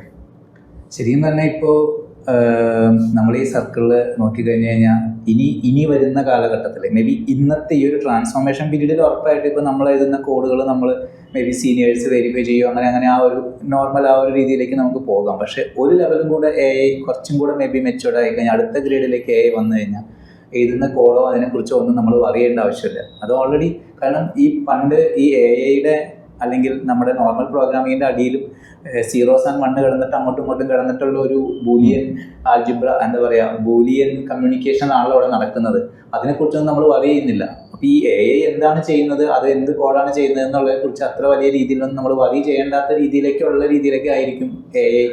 പണ്ട് ഞാൻ വർക്ക് ചെയ്യുന്ന കമ്പനിയിൽ നിന്ന് ക്ലയന്റ് സൈറ്റിലേക്ക് പോയി. അപ്പൊ ഓസ്ട്രേലിയയിലുള്ള ക്ലയന്റ് സൈറ്റിലേക്ക് പോകുന്ന സമയത്ത് ക്ലയന്റ് സൈറ്റിൽ നമ്മളിവിടെ മാനുവലി ചെയ്യുന്ന പണിയൊക്കെ ഓട്ടോമേറ്റഡ് ആയിരുന്നു അന്നേ. അതായത് 2012 നമ്മളിവിടെ മാനുവലി വലിയ ടീമുകളൊക്കെ വെച്ച് ചെയ്യുന്ന പണികൾ, ഈ പറയുന്ന കോഡ് റിവ്യൂ സ്റ്റാൻഡേർഡ് സെറ്റ് ചെയ്തിട്ട് അവർ ഓട്ടോമാറ്റ് ചെയ്താൽ ടെസ്റ്റിംഗ് അല്ലെങ്കിൽ ഇതിന്റെ ഒരു ചെക്ക് ഇൻ പ്രോസസ് ഉണ്ട്. മറ്റേതൊക്കെ ഞങ്ങൾ എന്ത് ചെയ്യാം, മാനുവലി പല ഡെസ്കുകളിൽ പോയി വെരിഫൈ ചെയ്യാം. അല്ലെങ്കിൽ നമ്മളൊരു കോഡ് എഴുതിയിട്ട് നമ്മൾ അറിയിക്കും, ഞങ്ങൾ കോഡിങ് ചെയ്തിട്ടുണ്ട്, നിങ്ങളൊന്ന് വെരിഫൈ ചെയ്യാൻ പറയും. അവര് തോശിബയുടെ അവിടെ അതൊന്നും ഉണ്ടായിരുന്നില്ല. അവർ ഓട്ടോമാറ്റിക്കലി ഇതൊക്കെ കഴിഞ്ഞിട്ടാണ് നമ്മൾ കോഡ് ചെല്ലുള്ളൂ. അപ്പൊ ഇതുപോലെയുള്ള പണി AI യൂസ് ചെയ്തിട്ടായിരിക്കില്ല, പക്ഷെ പല ഓട്ടോമേഷനിലൂടെ അവർ ഈ കാര്യങ്ങൾ അച്ചീവ് ചെയ്യുന്നുണ്ടായിരുന്നു. ഞാൻ പറഞ്ഞില്ല, ഈ ഗ്ലോബൽ ജയൻസ് ഒക്കെ പണ്ടേ ഓട്ടോമേഷൻ ആളുകളാണ്. നമ്മളുടെ പ്രശ്നമാണ്, നമ്മുടെ ചിന്താഗതിയുള്ള പ്രശ്നമാണ്. ഇതൊക്കെ മാനുവലി ചെയ്താൽ, നേരത്തെ പറഞ്ഞില്ല, അരി കുത്തി കൊണ്ടുവന്ന് അല്ലെങ്കിൽ നെല്ല് പുഴുങ്ങി അരി കുത്തിയാൽ മാത്രമാണ് കഞ്ഞിയാവുള്ളൂ എന്ന് ചിന്തിച്ചിരുന്ന ആളുകളാണ് നമ്മൾ. അതായത് ചാക്കിലെ അരി വരുന്ന അക്സെപ്റ്റ് ചെയ്യാത്ത ആളുകളായിരുന്നു നമ്മൾ. ഇന്നിപ്പോ എന്ത് സംഭവിച്ചു? അങ്ങനെയാണെങ്കിൽ ഇപ്പോ ഒരു ഓന്തപ്പണം എന്നുള്ള രീതിയിൽ ടിഞ്ചു പത്മനാഭൻ ഏറ്റവും തുടക്കത്തിൽ തന്നെ AI ഭാഗമായിട്ട് നിൽക്കുകയാണ് ഇപ്പോൾ ആള്. കാരണം അത് ഇന്റഗ്രേറ്റ് ചെയ്തിരിക്കുകയാണ്. നമ്മുടെ ഇവിടുത്തെ യുവ വ്യവസായികളോട് ടിഞ്ചുവിന് എന്താണ് പറയാനുള്ളത്? അയ്യോ, അങ്ങനെ ഒരു ചോദ്യത്തിന് ഉത്തരം പറയാറായിട്ടില്ലല്ലോ. എന്നിരുന്നാലും നിങ്ങളൊരു ആ വഴി തെരഞ്ഞെടുക്കാൻ ഒരു കാരണമുണ്ടല്ലോ. ഇപ്പോഴത്തെ വ്യവസായികൾ പലരും AI എങ്ങനെ ഉപയോഗിക്കുന്നു എന്നുള്ളതിനെ കുറിച്ചിട്ട് നിങ്ങൾ ഷാബ് ഒരുപാട് ക്ലാസ് എടുത്തിട്ടുണ്ട്, ഒരുപാട് ഓന്റർപ്രണേഴ്സിന്റെ ഇതിലേക്ക് എടുത്തിട്ടുണ്ട്. അവിടെ തന്നെ ചോദിക്കണമായിരിക്കും. ഇല്ല, നിങ്ങൾ രണ്ടുപേർക്കും പറയാം. എന്താണെന്ന് വെച്ചാൽ ഓരോ വ്യവസായത്തിൽ ഉപയോഗിക്കുന്ന ടൂളുകളെ പറ്റി ക്ലാസ് എടുത്തോണ്ടിരുന്ന അല്ല, ഇതില് ഒരു കാര്യം പറയാം. ബിസിനസ്സിൽ ഡേറ്റ ഒരു ഇമ്പോർട്ടൻറ്റ് സംഭവം.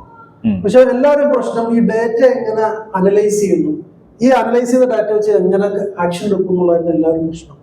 ആ പ്രശ്നം ഏകദേശം കുറേയൊക്കെ സോൾവ് ആയിരുന്നു. നമ്മുടെ ഒരു ചെറിയ ബിസിനസ്സിലോ അല്ലെങ്കിൽ ഒരു അത്യാവശ്യം ഒരു മീഡിയം സ്കെയിൽ ബിസിനസ്സിലോ യൂസ് ചെയ്യുന്ന രീതിയിൽ AI വന്നിട്ടുണ്ട്.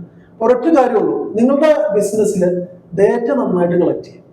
നന്നായിട്ട് പോസിബിൾ ആയിട്ടുള്ള എല്ലാ ഡേറ്റയും, അത് വീഡിയോ ആയാലും ഇമേജ് ആയാലും ടെക്സ്റ്റ് ആയാലും വോയിസ് ആയാലും എങ്ങനെയൊക്കെ കിട്ടുമോ അതൊക്കെ കളക്ട് ചെയ്യാം. നമ്മുടെ ബിസിനസിനെ കുറിച്ചുള്ള ഡേറ്റ ഒക്കെ കൊണ്ടുവന്നിട്ട് ഒരു സ്ഥലത്ത് അല്ലെങ്കിൽ നമുക്ക് ആക്സസിബിൾ ആയിട്ടുള്ള സ്ഥലത്ത് വെച്ചിട്ട് അതിന്റെ മുകളിൽ AI യൂസ് ചെയ്യാം. ഇത് എല്ലാത്തിനും ബാധക കേട്ടോ. ഇതിപ്പോ IT റിലേറ്റഡ് മാത്രമല്ല കേട്ടോ, നമുക്കൊരു ചെറിയ സ്ഥാപനത്തിനും ബാധക.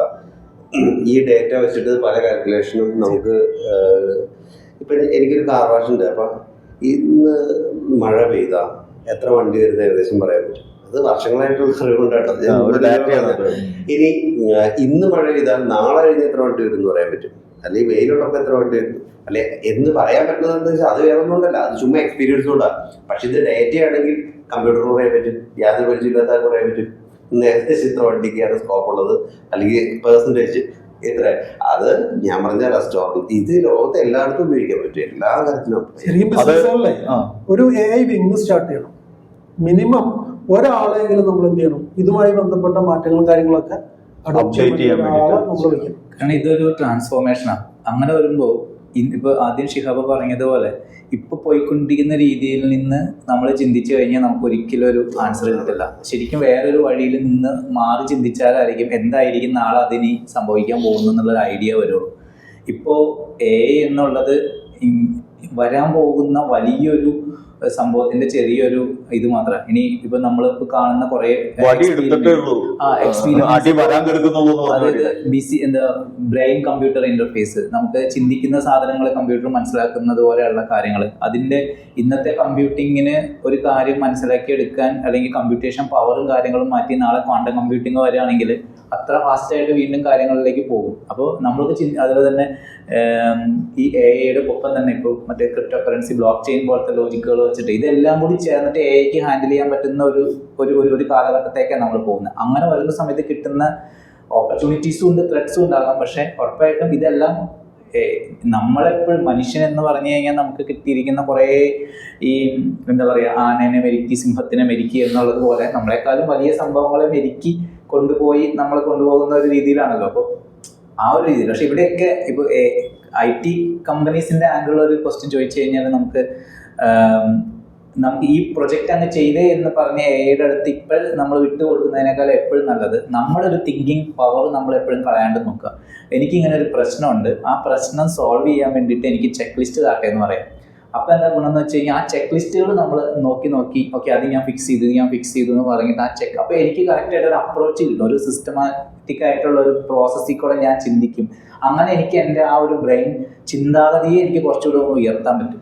അല്ലാതെ നമ്മളിപ്പോൾ നോർമലി ഈ ഒരു കോഡ് കൊടുത്തിട്ട് എനിക്കിത് ഫിക്സ് ചെയ്യാനുള്ള കോഡ് താട്ടെ, എനിക്ക് കോഡ് കിട്ടി അതുകൊണ്ട് ഞാൻ തിരിച്ച് കോപ്പി പേസ്റ്റ് ചെയ്തിട്ടു. ഇപ്പം ഇനി അതും വേണ്ട, ഇപ്പം ആക്ച്വലി നമ്മുടെ VS കോഡിലും അങ്ങനത്തെ സംഭവത്തിലെല്ലാം തന്നെ ഈ AI എക്സ്റ്റൻഷൻസ് ഓൾറെഡി അവൈലബിൾ ആണ്. അത് വെച്ചിട്ട് തന്നെ നമുക്ക് എല്ലാം കോഡൊക്കെ ജനറേറ്റ് ചെയ്ത് ചെയ്യാം. പക്ഷെ അപ്പോഴും നമ്മുടെ ആ ഒരു ചിന്തിക്കാനുള്ള കഴിവിനെ നമ്മൾ AI-ക്ക് വിട്ടു കൊടുക്കരുത് എന്നുള്ളതാണ് ശരിക്കും നമ്മൾ ശ്രദ്ധിക്കേണ്ട ഒരു കാര്യം.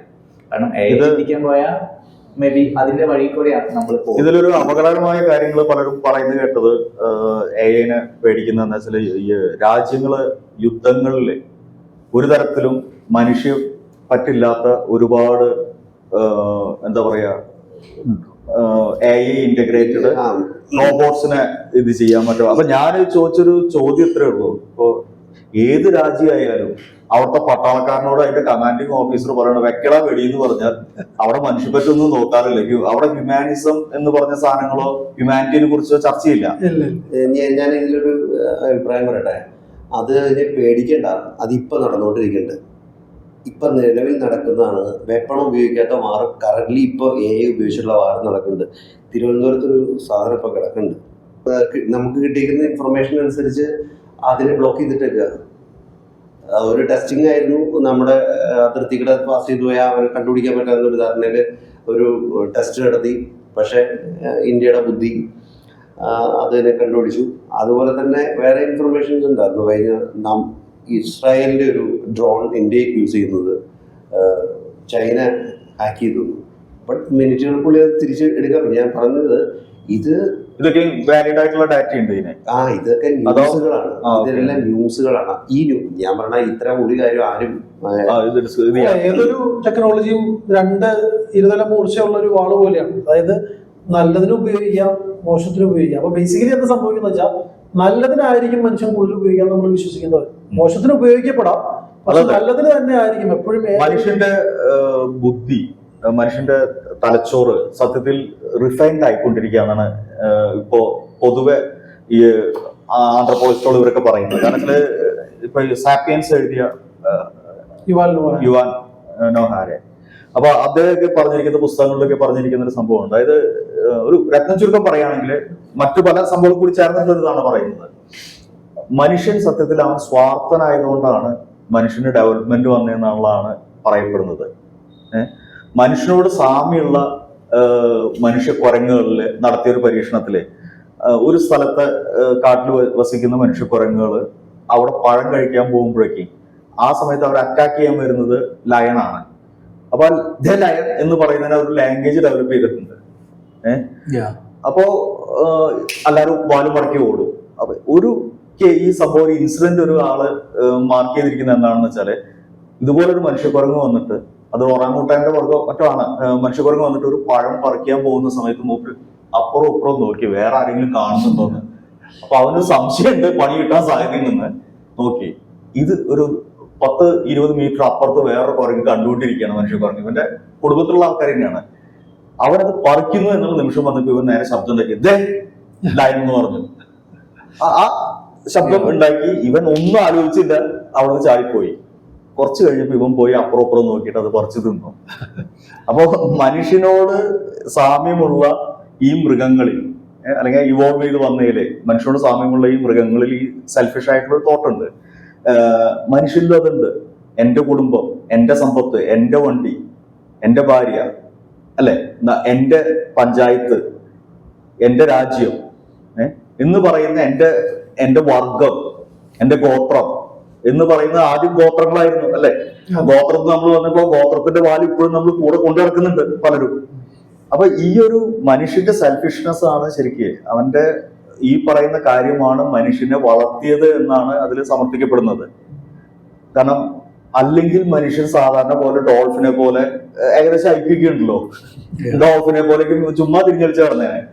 അപ്പോ AI മനുഷ്യന്റെ ഒരു സ്വാർത്ഥത തന്നെയാണ്. അവനെ ഹെൽപ്പ് ചെയ്യാൻ വേണ്ടിയിട്ട്, അവനെ കൂടുതൽ റിഫൈൻഡ് ആക്കാൻ വേണ്ടിയിട്ട് ഉണ്ടാക്കിയിട്ടുള്ള ടൂളാണ് അത്. ശരിക്കും മനുഷ്യന്റെ ബ്രെയിനും അതിനനുസരിച്ചിട്ട് മുന്നോട്ട് കയറി വരും എന്നാണ് വിശ്വസിക്കുന്നത്. പക്ഷെ എനിക്ക് തോന്നുന്നു ഇലോൺ മസ്ക് അങ്ങനെ പറഞ്ഞിട്ടുണ്ടോ എനിക്ക് ഉറപ്പില്ല. പക്ഷെ എന്നോട് വേറൊരാള് പറഞ്ഞതാണ്, ഇലോൺ മസ്ക് പറഞ്ഞിരുന്നു മനുഷ്യനേക്കാൾ ബുദ്ധിയുള്ള ഒരു AI ഓൾറെഡി ഉണ്ടായിരിക്കും എന്ന്. അത് സത്യമാണെന്ന് എനിക്കറിയില്ല. ബേസിക്കലി പലതും പറയുന്നുണ്ട്. അല്ല, ഇതിൽ ഷാജൻ പറഞ്ഞതുപോലെ ബേസിക്കലി മനുഷ്യന്റെ ബുദ്ധി ബെറ്ററോ. കാരണം ഒരു സാഹചര്യം വരുന്ന സമയത്ത് മനുഷ്യൻ വേറെ ലെവലിലേക്ക് ഇപ്പൊ മനുഷ്യൻ ബിസിയാണ് എന്ത് അനാവശ്യമായ പണികൾ ചെയ്യുന്നതിൽ.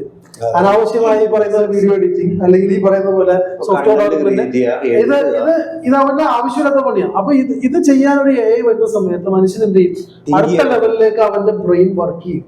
അപ്പൊ ഒരൊറ്റ കേസുള്ളൂ, എന്ത് ചെയ്യാം, ഓപ്പൺ ആയിട്ട് തിങ്ക് ചെയ്യാൻ നമ്മൾ അനുവദിക്കുക. ഓപ്പൺ ആയിട്ട് തിങ്ക് ചെയ്യാനും പുതിയ കാര്യങ്ങൾ അഡോപ്റ്റ് ചെയ്യാനും അനുവദിക്കുക. നമ്മൾ ഒരിക്കലും ബ്ലോക്ക് ചെയ്യരുത്. പലപ്പോഴും നമുക്ക് പറ്റുന്ന ഇതാണ്, ഒരു സംഭവം വന്നു കഴിയുമ്പോൾ ഇതിനെ പേടിയും കൊണ്ട് നമ്മൾ വർഷങ്ങളോളം ബ്ലോക്ക് ചെയ്യും. പക്ഷെ ഇത് ഉപയോഗിക്കുന്നവർ എന്ത് ഒരു നെക്സ്റ്റ് ലെവൽ എത്തിക്കുകയാണ് പ്രോബ്ലം. അപ്പൊ ഇത് നമ്മൾ ഗുഹാമനുഷ്യനായിരുന്ന സമയത്ത് ഞാൻ വേട്ടയാടാൻ പോവുകയാണ് എന്ന് അവന്റെ പാർട്ണറെയോ അവന്റെ ക്രൗഡ്, അവന്റെ ആ എന്താ പറയാ കമ്മ്യൂണിറ്റിയിലെ ആൾക്കാരെയോ ഗുഹയിലെ ആൾക്കാരെ അറിയിക്കാൻ വേണ്ടി അവൻ ചെയ്തിരുന്ന വഴി, അവന് സംസാരിക്കാൻ പറ്റാത്ത കാലത്ത് ചെയ്തു വെച്ചിരിക്കുന്ന കൊത്തിവെക്കുകയാണ് ഒരു മാന്റെ ചിത്രം അല്ലെങ്കിൽ ഒരു അമ്പ്. അപ്പോൾ മനസ്സിലായി അങ്ങനെ പോയി മാനം കിട്ടിയില്ലെങ്കിൽ അവർ കളിയാക്കും, അത് വേറെ കാര്യം. അപ്പൊ ഇതിൽ നിന്ന് മനുഷ്യൻ ഭാഷ ഉണ്ടായി, അതിൽ നിന്ന് അവന് ആയുധങ്ങൾ കല്ല് ശിലായുഗത്തിൽ നിന്ന് മനുഷ്യൻ ഡെവലപ്പ് ചെയ്തു വന്നു. ശരിക്കും പറഞ്ഞാൽ ഒരു 2500 വർഷം മുമ്പ് റോമില് പല ദൈവങ്ങളും ഉണ്ടായിരുന്നു. ഈ ദൈവങ്ങളൊന്നും ഇന്ന് ശരിക്കും പറഞ്ഞ നിലനിൽക്കില്ല. പണ്ട് മിന്നല്, കാരണം അറിയില്ല, ലോജിക്ക് ഇല്ലാത്ത പല കാര്യങ്ങളും നമ്മൾ പലതരത്തിലും വേറൊന്നിലേക്ക് മാറ്റേണ്ട ഒരു സംവിധാനം ഉണ്ടായിരുന്നു. ഇപ്പൊ ഈ അടുത്തിടെ സന്തോഷ് ജോർജ് കുളങ്ങരെ മറ്റോ പറഞ്ഞു, ഇപ്പോ എല്ലായിടത്തും വഴിവിളക്ക് വന്നുകൊണ്ട് ഇപ്പൊ യക്ഷിയില്ല. KCBക്ക് നന്ദി പറയുന്നത് അത് ശരിക്കും വളരെ സറ്റയറായിട്ട് അദ്ദേഹം ചെറിയ സംഭവമാണ് പറഞ്ഞെങ്കിലും ആ സത്യത്തിൽ വലിയൊരു കാര്യമാണ് പറഞ്ഞു വെച്ചത്. സയൻസിന്റെ ഒരു നേട്ടം എന്ന് പറഞ്ഞാൽ 600 വർഷമായിട്ടുള്ളതെന്നാണ് പറഞ്ഞത്. ആ 600 വർഷത്തെ സയൻസിന്റെ നേട്ടത്തിനെ 600 വർഷം മുമ്പ് ഭൂമി ഉരുണ്ടാവെന്ന് പറഞ്ഞ ആൾക്കാരെ കത്തിച്ചു കളയുക, പിന്നെ തടവിലിടുക, അങ്ങനെയൊക്കെയുള്ള പരിപാടികൾ ഉണ്ടായിരുന്നു. അപ്പോ ഈ 600 വർഷത്തിന്റെ ഈ നേട്ടത്തിന്റെ ശരിക്കും പറഞ്ഞാൽ 100 മടങ്ങായിരിക്കും ഇനിയുള്ള 10 വർഷം എന്നാണ് ഞാൻ വിശ്വസിക്കുന്നത് സയൻസിന്റെ ഏരിയയിലേക്ക്. എല്ലാ മേഖലയിലും ഇതിപ്പോ നമ്മുടെ ഈ ചില ആൾക്കാരായിട്ട് നമ്മൾ സംസാരിക്കുന്ന സമയത്ത് അല്ലെങ്കിൽ വീഡിയോസിലേക്ക് കേൾക്കുകയാണെങ്കിൽ ഇത് ഈ മെഡിസിൻ്റെ ഒക്കെ റിസർച്ച് ചെയ്യുന്ന ആൾക്കാർ, കാരണം പണ്ട് ഒരു 20 വർഷം വേണം ഒരു മെഡിസിൻ കണ്ടുപിടിച്ചിട്ട് അത് ഉപയോഗിച്ചോ ഇല്ലയോ അല്ലെങ്കിൽ അതിൻ്റെ അതിൻ്റെ റിസൾട്ട് കണ്ടുപിടിച്ച് കറക്റ്റാക്കി അത് പോകാൻ വേണ്ടിയിട്ട്. അപ്പോൾ ഇന്ന് നമുക്ക് AI വെച്ചിട്ട് അത് ശരിക്കും സിമുലേറ്റ് ചെയ്യാൻ പറ്റും. അപ്പോൾ ശരിക്കും പറഞ്ഞാൽ മരുന്നുകളൊക്കെ നമുക്ക് വീണ്ടും ഭയങ്കര ഫാസ്റ്റായിട്ട് നമുക്ക് കണ്ടുപിടിക്കാനും അത് പെട്ടെന്ന് അത് മേ ബി പ്രൊഡക്ഷനിലേക്ക് എത്തിക്കാനും ഒക്കെ AI കാരണം അത്രമാത്രം ഡാറ്റ അനലൈസ് ചെയ്യാനുള്ള ഓപ്പർച്യൂണിറ്റീസ് ഉണ്ട്. ഈ ഒരു ലോജിക്ക് കൊണ്ട് ചിലപ്പോൾ കുറച്ച് കാലം കഴിയുമ്പോഴത്തേക്കും ഹ്യൂമൻ നമ്മുടെ ഈ ഒരു നെക്സ്റ്റ് ജനറേഷൻ വരുമ്പോഴത്തേക്കും അവരുടെയൊക്കെ ഹ്യൂമൻ ലൈഫിന്റെ സ്പാൻ കൂടും. മേ ബി ഇന്നൊരു ആവറേജ് 80 വയസ്സ് 90 വയസ്സുള്ള ആൾക്കാർ ചിലപ്പോൾ 100-120 കുറച്ചും കൂടെ ക്വാളിറ്റി ഫുഡ്സ് ജനറേറ്റ് ചെയ്യാൻ പറ്റും. കാരണം ഈ കൃഷിയിലൊക്കെ നമ്മൾ ഇത് യൂസ് ചെയ്യുന്ന സമയത്ത് നമുക്ക് ആവശ്യത്തിനുള്ള സാധനങ്ങൾ ഏറ്റവും പെർഫെക്റ്റ് ആയിട്ട് ക്വാളിറ്റി ഉള്ള സാധനങ്ങൾ ജനറേറ്റ് ചെയ്യാൻ പറ്റും. അപ്പോൾ കൂടുതലായിട്ട് ജനങ്ങൾക്ക് കൂടുതൽ ഹെൽത്തിയുള്ള ഫുഡ് കഴിക്കും, കൂടുതൽ സ്ട്രെസ് കുറയും. ഇങ്ങനെ ഇതിൻ്റെ എല്ലാത്തിൻ്റെയും ഒരു പോസിറ്റീവ് സൈഡ് പറയുമ്പോൾ മേ ബി നെഗറ്റീവ് സൈഡ് ഉണ്ടാകാം.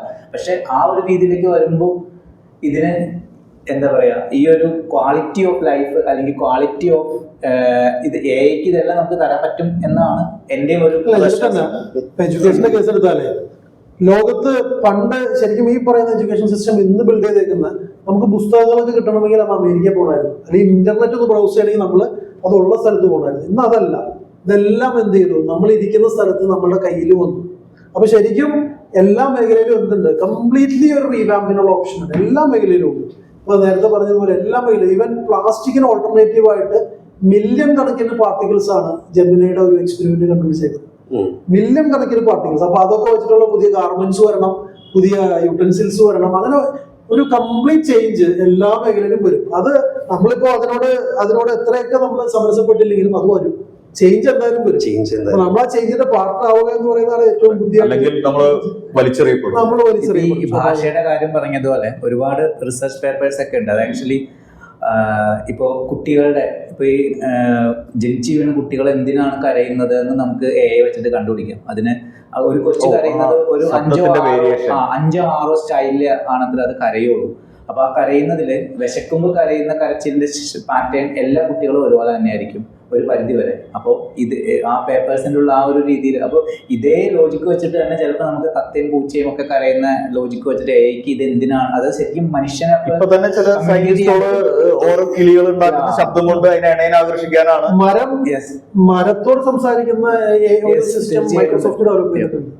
മരം എന്തുകൊണ്ടാണ് എന്താണ് നിലവിൽ സംസാരിക്കുന്നത്, എന്താണ് അതിന്റെ ഫീലിംഗ്, അത് അറിയാൻ പറ്റുന്ന ഒരു ഇന്റർവ്യൂ കുറച്ചുകൂടി ലെങ്ത് ഉണ്ടായിരുന്നു. ഇവരെ രണ്ടുപേരും പറഞ്ഞു കേൾക്കാനായിട്ട് അല്ല, നമുക്ക് പ്രേക്ഷകർക്ക് താല്പര്യമുള്ള സാധനമാണെങ്കിൽ അവർ കാണും, താല്പര്യമില്ലെങ്കിൽ വിടും, അത്രേ ഉള്ളൂ ഇല്ലേ. അപ്പോ ഈ പറഞ്ഞ കാര്യങ്ങളിൽ ഇനിയിപ്പോ എനിക്ക് തോന്നുന്ന ഒരു സംഭവം എന്ന് വെച്ചാല് പൊതുവായ ചില ചോദ്യങ്ങള് ഈ AI വെച്ചിട്ട് അടുത്ത വലിയൊരു നീക്കം എന്തായിരിക്കും സത്യത്തിൽ ലോകത്ത് നടക്കുന്നത്. ഇപ്പൊ ഞാനൊരു 1-2 കാര്യങ്ങൾ ഇങ്ങനെ നോട്ടീസ് ചെയ്ത കാര്യങ്ങൾ പറയാം.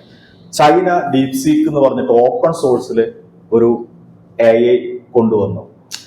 ശരിക്കും പറഞ്ഞാൽ വലിയ കമ്പനികൾക്കല്ല, സോഴ്സ് കോഡ് കയ്യിൽ വെച്ച് കഷത്ത് വെച്ചിരിക്കുന്ന വലിയ കമ്പനികൾക്കെല്ലാം വലിയൊരു അടിയായിരുന്നു അത്. ആ സമയത്ത് ഒരുപാട് കമ്പനികളുടെ ഷെയർ വാല്യൂ താഴേക്ക് പോയി. ഇതിപ്പോ ഇന്നത്തെ ET-യില് എക്കണോമിക് ടൈംസിന്റെ ഒരു സംഭവം കാണുന്നു, AI ഓപ്പൺ സോഴ്സിന്റെ സംഭവത്തിൽ ചൈന ഇനി കൂടുതൽ അഗ്രസീവായിട്ടുള്ള നീക്കങ്ങൾ മുന്നോട്ട് കൊണ്ടുവരാമെന്ന്. അപ്പോ ശരിക്കും പറഞ്ഞാൽ ഒരു തരത്തിൽ നോക്കുകയാണെങ്കിൽ ഈ ഓപ്പൺ സോഴ്സ് വഴി ഈ AI ആർക്ക് വേണേലും ഇന്റഗ്രേറ്റ് ചെയ്യാവുന്ന രീതിയിൽ മാറ്റങ്ങൾ വരുത്തിയിട്ടുണ്ട്. ഈ 2 തരത്തിൽ നിൽക്കുന്നത് ഇപ്പൊ നമ്മൾ ഓപ്പൺ സോഴ്സ് സോഫ്റ്റ്വെയറുകൾ കണ്ടിട്ടുണ്ട്, ക്ലോസ്ഡ് ആയിട്ടുള്ള ഇത് കണ്ടിട്ടുണ്ട്. ഇനി ഇതുപോലൊക്കെ തന്നെ എന്തായിരിക്കും സത്യത്തിൽ AI ഇനി മുന്നോട്ട് നടത്തുന്ന നീക്കങ്ങൾ എങ്ങനെയായിരിക്കും? അങ്ങനത്തെ ഒരു എന്തെങ്കിലും പ്രഡിക്ഷൻ പറയാൻ പറ്റുമോ? ഇതില് സ്റ്റീവ് ജോബ്സ് പറഞ്ഞൊരു കാര്യമുണ്ട്. സ്റ്റീവ് ജോബ്സ് വർഷങ്ങൾക്ക് മുമ്പേ പറഞ്ഞൊരു കാര്യം, നമ്മൾ ടെക്നോളജി കണ്ടുപിടിച്ചു കഴിഞ്ഞാൽ ഏകദേശം ഒരു 25-30 വർഷം കഴിയും നമ്മൾ ഇതിന്റെ റൈറ്റ് യൂസ് കേസിലേക്ക് എത്താൻ. ഇന്നീ കാണുന്ന ChatGPT അല്ലെങ്കിൽ ഈ പറയുന്ന ഡീപ്സീക്ക് അല്ലെങ്കിൽ video generation, image generation, software writing എന്നൊക്കെ പറഞ്ഞു കഴിഞ്ഞാൽ നിലവിൽ ചെയ്തുകൊണ്ടിരിക്കുന്ന, മനുഷ്യൻ എപ്പോഴും ചെയ്യുന്നത് എന്താ, നിലവിൽ ചെയ്തുകൊണ്ടിരിക്കുന്ന കാര്യങ്ങളൊക്കെ പുതിയ പദ്ധതി വെച്ച് ചെയ്തു അതേ സംഭവിച്ചിട്ടുള്ളൂ. അപ്പൊ TV കണ്ടുപിടിച്ചതിന് ശേഷം വർഷങ്ങൾ എടുത്തു, 22ഓളം വർഷങ്ങൾ എടുത്തു എന്ന് പറയുന്നത്. അതായത് യഥാർത്ഥത്തിൽ TV-യിൽ എന്ത് കാണിക്കണം അറിയാം. അതുവരെ റേഡിയോ ഷോസ് ഉണ്ടല്ലോ, അത് ഷൂട്ട് ചെയ്ത് കാണിക്കലായിരുന്നു TV-യുടെ പരിപാടി, 22 വർഷം. അപ്പൊ അത്രയും സമയമുണ്ട്. അപ്പൊ നമ്മളെ സംബന്ധിച്ച് ഈ ഒരു ടെക്നോളജി ആണെങ്കിലും മനുഷ്യന് മനസ്സിലാക്കാനും മാറാനും ഇനിയും സമയമുണ്ട്. അപ്പൊ ഇപ്പൊ കാണുന്നത് എന്താണ്, ഒരു ജസ്റ്റ് പരീക്ഷിച്ചു നോക്കുന്നു, ചില കാര്യങ്ങൾ അതെ ഒരു ടീസർ എന്നൊക്കെ പറയാം. അപ്പൊ വരാൻ പോകുന്നത് ഞാൻ പറഞ്ഞില്ല, ഞാൻ അഡ്മിഷൻ ചെയ്യുന്ന ഒരു മോഡൽ എന്ന് വെച്ചാൽ എഡ്യൂക്കേഷനിലേക്ക് വരുമ്പോൾ എനിക്ക് കൃത്യമായിട്ട് പറയാം, എഡ്യൂക്കേഷൻ കംപ്ലീറ്റ് റീവാമ്പ് ചെയ്തു. ഇന്ന് കാണുന്ന എഡ്യൂക്കേഷനേ അല്ല. ശരിക്കും പുതിയ തലമുറയിൽ നമ്മൾ ഈ സ്കൂളിലും കോളേജിലും കൊടുക്കുന്ന അറിവ് ഒരുപാട് ഒരു ഷോർട്സിലൂടെയും വീഡിയോയിലൂടെ ഒക്കെ അവർക്ക് കിട്ടുന്നുണ്ട്. അപ്പൊ അതൊന്നും അല്ല എഡ്യൂക്കേഷൻ. റിയൽ എഡ്യൂക്കേഷനിലേക്കൊക്കെ നമുക്ക് പോകാൻ പറ്റും. പിന്നെ മനുഷ്യന് കൂടുതൽ സമയം കിട്ടുന്നത് ഞാൻ മനസ്സിലാക്കുന്നത്. പലപ്പോഴും ഇപ്പോഴും നമ്മുടെ AI യൂസ് ചെയ്യുന്നുണ്ട്, അതായത് ChatGPT ഉപയോഗിക്കുന്നുണ്ട്, പല ടൂൾ ഉപയോഗിച്ച് നമ്മുടെ പണികൾ ഒരുപാട് കുറച്ചിട്ടുണ്ട്. പക്ഷെ ആ പോയ സമയം, ഈ സേവ് ചെയ്ത സമയം എവിടെയെന്ന് എനിക്കറിയില്ല. അപ്പൊ ഞാൻ ചിലപ്പോൾ എന്റെ ഡെയിലി ടൈമിൽ ഒരു 3 hour 4 hour ഒക്കെ സേവ് ചെയ്തിട്ടുണ്ടാവും. ഇത് എവിടെയെന്ന് എനിക്കറിയില്ല. ഇത് ശരിക്കും അറിയാൻ പറ്റിയാൽ എനിക്കത് എന്ത് ചെയ്യാം, എനിക്ക് എന്റെ കുടുംബത്തോടൊപ്പം ഫ്രീ ആയിട്ട് യൂട്ടിലൈസ് ചെയ്യാം, അല്ലെങ്കിൽ എനിക്ക് next level ലിഷറിന് സമയം കിട്ടും. സമയം കിട്ടും. മനുഷ്യൻ കുറച്ചും കൂടി ഈ പറയുന്ന ഒരു മനുഷ്യനായി മാറുമെന്നാണ് എനിക്ക് തോന്നിയിട്ടുള്ളത്. ബാക്കിയുള്ള പണികൾ യന്ത്രം ചെയ്യട്ടെ, അതാണ് എനിക്ക് ഫീൽ ചെയ്തിട്ടുള്ളത്. ഇപ്പോ ഷിയാബ് പറഞ്ഞ പോലെ മനുഷ്യൻ റിഫൈൻഡ് ആവാനും മനുഷ്യൻ ഇനി അടുത്ത ലെവലിലേക്ക് എത്താനുള്ള ഒരു ടീസറാണ് ഇപ്പോഴത്തെ AI. ഇനി അങ്ങോട്ട് ഒരു 5 കൊല്ലം 10 കൊല്ലം കഴിഞ്ഞ് എന്ത് വരും നമുക്ക് പറയാൻ പറ്റില്ല. ഇപ്പൊ ഞാൻ എന്റെ പ്രൊഫഷൻ വെച്ച് പറയുകയാണെങ്കിൽ വിയോ പോലുള്ള VO3 പോലത്തെ സാധനം ഈ വർഷം ഇറങ്ങുമെന്ന് ഞാൻ കരുതിയിട്ടില്ല. ഞാനതൊരു 10 കൊല്ലം കൂടി കഴിഞ്ഞിട്ട് വരുന്നതാണ് ഞാൻ കരുതിയിരുന്നത്. ഉള്ള കാര്യമാണ് പറയുന്നത്. കാരണം വെച്ചാൽ അത്രയും ഡെവലപ്മെന്റ് ആയിട്ട് നടക്കാനുണ്ടാവും എന്നാണ് കരുതിയത്. പക്ഷെ ഇത് ഇവര് പെട്ടിയിലുള്ളിൽ വെച്ചിരുന്നു, ഇത് കാട് ഇറക്കേണ്ട ഒരു സമയം ഉണ്ടായിരുന്നുള്ളൂ എന്നുള്ളതാണ് മനസ്സിലാവുന്നത്. അപ്പൊ സ്വാഭാവികമായിട്ടും ഇതുപോലത്തെ ഈ ഒരുപാട് സംഭവങ്ങളിൽ ഡിസ്റപ്ഷൻ വരും, മാറ്റങ്ങൾ വരും, പുതിയ പുതിയ AI ടൂൾസ് വരും. അപ്പൊ ശരിക്കും പറഞ്ഞാൽ ഇതിനെ അഡോപ്റ്റ് ചെയ്യാൻ തയ്യാറായിട്ട് നമ്മളിങ്ങനെ തയ്യാറായിട്ട് നിൽക്കണം. അതായത് എപ്പോ വേണേലും ഓടാൻ തയ്യാറായിട്ട് മുന്നേ ഓടുന്നുള്ള ഇതിൽ നമ്മൾ നിന്നില്ലെങ്കിൽ പിന്നെ തത്വം പറഞ്ഞിരിക്കുന്ന കുറെ ആൾക്കാരുണ്ട്. അതിന് കുറ്റം പറയാ, ഇതിന് കുറ്റം പറയാ, ഇത് അതായി പോയി, ഇത് ഇതായി പോയി, കുറെ ആൾക്കാരെ മടിയനാക്കി കുറെ. അങ്ങനെയാണെങ്കിൽ ഇന്ന് സ്റ്റീം എഞ്ചിൻ ഉണ്ടാവില്ല. ഇപ്പോഴും കപ്പൽ കുറെ പേര് തുഴഞ്ഞാൽ മതി. മനുഷ്യന്മാരുണ്ടല്ലോ, ആളുടെ എണ്ണം കൂടിയിട്ടേ ഉള്ളൂ. പണ്ട് 30 കോടി ജനങ്ങളുള്ളപ്പോഴാണ് കപ്പൽ തുഴയാൻ തുടങ്ങിയത്, അല്ലെങ്കിൽ 20 കോടി ജനങ്ങളുള്ളപ്പോഴായിരിക്കും. ഇപ്പൊ 100-600 കോടി ജനങ്ങളായി ഇപ്പൊ ഏകദേശം എത്രയോ കപ്പലുകൾ തുഴയാൻ ആൾക്കാർക്ക്.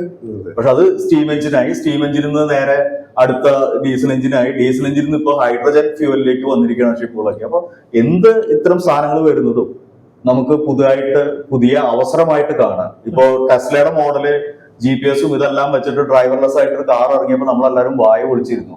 ഇനിയിപ്പോ AI ഇത്തരം ഗതാഗതം, ഇത്തരം IT തുടങ്ങിയ എല്ലാ സംഭവങ്ങളിലും വലിയ മാറ്റങ്ങൾ AI വെച്ച് പറ്റുന്നതാണ്. ശരിക്കും നമ്മൾ ഭാഗ്യം ചെയ്ത ഒരു തലമുറയാണ്. കാരണം ഒരുപാട് മുൻ തലമുറകൾ ഒരുപാട് സമയമെടുത്ത് അവരുടെ ജീവിതകാലത്തിൽ കാണാൻ പറ്റാത്ത കാര്യങ്ങൾ നമ്മൾ എന്ത് ചെയ്തു, ദിവസങ്ങളും മാസങ്ങളും അല്ലെങ്കിൽ മണിക്കൂറുകളെടുത്ത് നമ്മൾ കണ്ടുകൊണ്ടിരിക്കും. ഒരുപാട് കാര്യങ്ങൾ കണ്ടു. ഇനിയുള്ള തലമുറ അതിൽ ഭാഗ്യം ചെയ്ത തലമുറയായിരിക്കാം. അതെ. അപ്പൊ എന്തായാലും നമുക്ക് ഈ ചർച്ച ഇവിടെ അവസാനിപ്പിക്കേണ്ട ഒരു ചർച്ചയല്ല. നമ്മൾ ഇനിയും കുറച്ച് സമയം എടുത്തിട്ട് നമ്മൾ വിചാരിച്ച 20 മിനിറ്റ് കൊണ്ട് തീർക്കാവുന്നതാണ്. 20 മിനിറ്റ് കൊണ്ട് നമുക്ക് എന്താ പറയാ ഒരു വാലറ്റത്ത് പിടിക്കാൻ പറ്റിയിട്ടില്ല. ഇപ്പൊ നമ്മള് ശരിക്കും പറഞ്ഞിട്ടുണ്ടെങ്കിൽ തല എത്തണം എന്നുണ്ടെങ്കിൽ ഇനിയും നമ്മള് കുറെ നേരം ഇരുന്ന്, കാരണം നമ്മളും ഇനി ഓരോ ദിവസവും മാറ്റങ്ങൾ വന്നുകൊണ്ടിരിക്കണേ. ഓരോ ദിവസം പുതിയ ടൂള് വന്നുകൊണ്ടിരിക്കുകയാണ്. അങ്ങനെ ആയിരക്കണക്കിന് ടൂളുകളാവും. ഈ ആയിരക്കണക്കിന് ടൂളിൽ ഏത് ടൂൾ യൂസ് ചെയ്യണം എന്നുള്ളത് പറഞ്ഞു കൊടുക്കാൻ അധ്യാപകരുണ്ടാവും. ഇതിന്റെ ഉള്ളിൽ ഏറ്റവും കൂടുതൽ ഓപ്പർച്യൂണിറ്റി ചിലപ്പിന് വരാൻ പോകുന്നത് വക്കീലന്മാർക്കും അല്ലെങ്കിൽ ഈ പറയുന്ന സൈബർ സെക്യൂരിറ്റി ലീഗൽ പ്രൊഫഷണൽസ്. കാരണം ഇപ്പോൾ ഒരു ഓപ്പർച്യൂണിറ്റി ഇപ്പോൾ നമ്മൾ ഈ ഡാറ്റയാണല്ലോ, ഈ ഡാറ്റ എടുത്ത് മറ്റുള്ളവരുടെ ഡാറ്റ അനുവാദമല്ലാതെ എടുത്ത് ട്രെയിൻ ചെയ്യിപ്പിച്ചിട്ട് വരെ ആയിരിക്കാം ഇങ്ങനെ മോഡലുകൾ ഉണ്ടായിക്കൊണ്ടിരിക്കുന്നത്. ഇപ്പോൾ റീസെൻ്റായിട്ട് ഡിസ്നി ആൻഡ്രോപ്പിക്കിനെതിരെ ഒരു കേസ് കൊടുത്തു, മിഡ് ജേർണിക്കെതിരെ ഒരു കേസ് കൊടുത്തു. അവരുടെ ഡാറ്റ വെച്ചിട്ടോ ആണ് ഇവർ ഈ മോഡൽസിനെ ക്രിയേറ്റ് ചെയ്ത് ഇതിൻ്റെ ഔട്ട്പുട്ട് എടുത്തതെന്നുള്ളതാണ്. അപ്പോൾ ഇവിടെ ശരിക്കും മറ്റൊരു ഓപ്പർച്യൂണിറ്റി കിടക്കുന്നുണ്ട്, നമ്മൾ അറിയാത്ത ഒരു ഓപ്പർച്യൂണിറ്റി അതിൻ്റെ ഉള്ളിൽ ഒരുപാട്. ഇപ്പം ഞാനീ പറഞ്ഞൊരു എക്സാമ്പിൾ, അതുപോലെ ഒരുപാട് എക്സാമ്പിൾസ് അതിൻ്റെ ഉള്ളിൽ ഉറപ്പായിട്ട് ഓപ്പർച്യൂണിറ്റീസ് കിടക്കും. ഇതിപ്പോ ടെക്ടോക്കിൽ ഒരിക്കൽ വന്നുല്ലോ, അതായത് പല സംഭവങ്ങളും ഡാറ്റ എടുത്തിട്ടാണ് ചെയ്യുന്നത്, ഡാറ്റ മോഷ്ടിക്കപ്പെടുന്നുണ്ട് എന്നൊക്കെ പറഞ്ഞു. ഇപ്പൊ ഞാൻ പറയുന്നില്ല, സോഷ്യൽ മീഡിയ നെറ്റ്വർക്കുകൾ പലതും നിൽക്കുന്നത് ഈ ഡാറ്റകൾ കളക്ട് ചെയ്തിട്ട് അവരത് വേറെ രീതിയിൽ യൂസ് ചെയ്യുന്നുണ്ട്. റെഡിറ്റിന്റെ ഡാറ്റ ആണ് എന്ന് പറഞ്ഞിട്ടാണ് ആൻഡ്രോപ്പിക്കിനെതിരെ കേസ് കൊടുത്തിരിക്കുന്നത്. അപ്പൊ അതുപോലെ തന്നെ ഇപ്പൊ ഈ സോഷ്യൽ മീഡിയയിലെ ഡാറ്റ പലപ്പോഴും നമ്മളൊരു ടയറിനെ കുറിച്ച് സംസാരിക്കുന്നത് പോലും ഇന്ന് ക്യാപ്ചർ ചെയ്യുന്നുണ്ടെന്നും കൊണ്ടാ തന്നെ മിഷലിന്റെയും ബ്രിഡ്സ്റ്റോണിന്റെയും ഇത് നമ്മൾ പലതിലും കാണാൻ പറ്റില്ല. ഇതേ കേപ്പബിലിറ്റി എല്ലാ ബിസിനസ്സിലേക്കും വരാനുണ്ടോ, അത് നമ്മൾ മനസ്സിലാക്കുന്നത്. നേരത്തെ ഗൂഗിളും അല്ലെങ്കിൽ അവർ മാത്രം യൂസ് ചെയ്യുന്ന കേപ്പബിലിറ്റി എല്ലാവരിലേക്കും വരാം.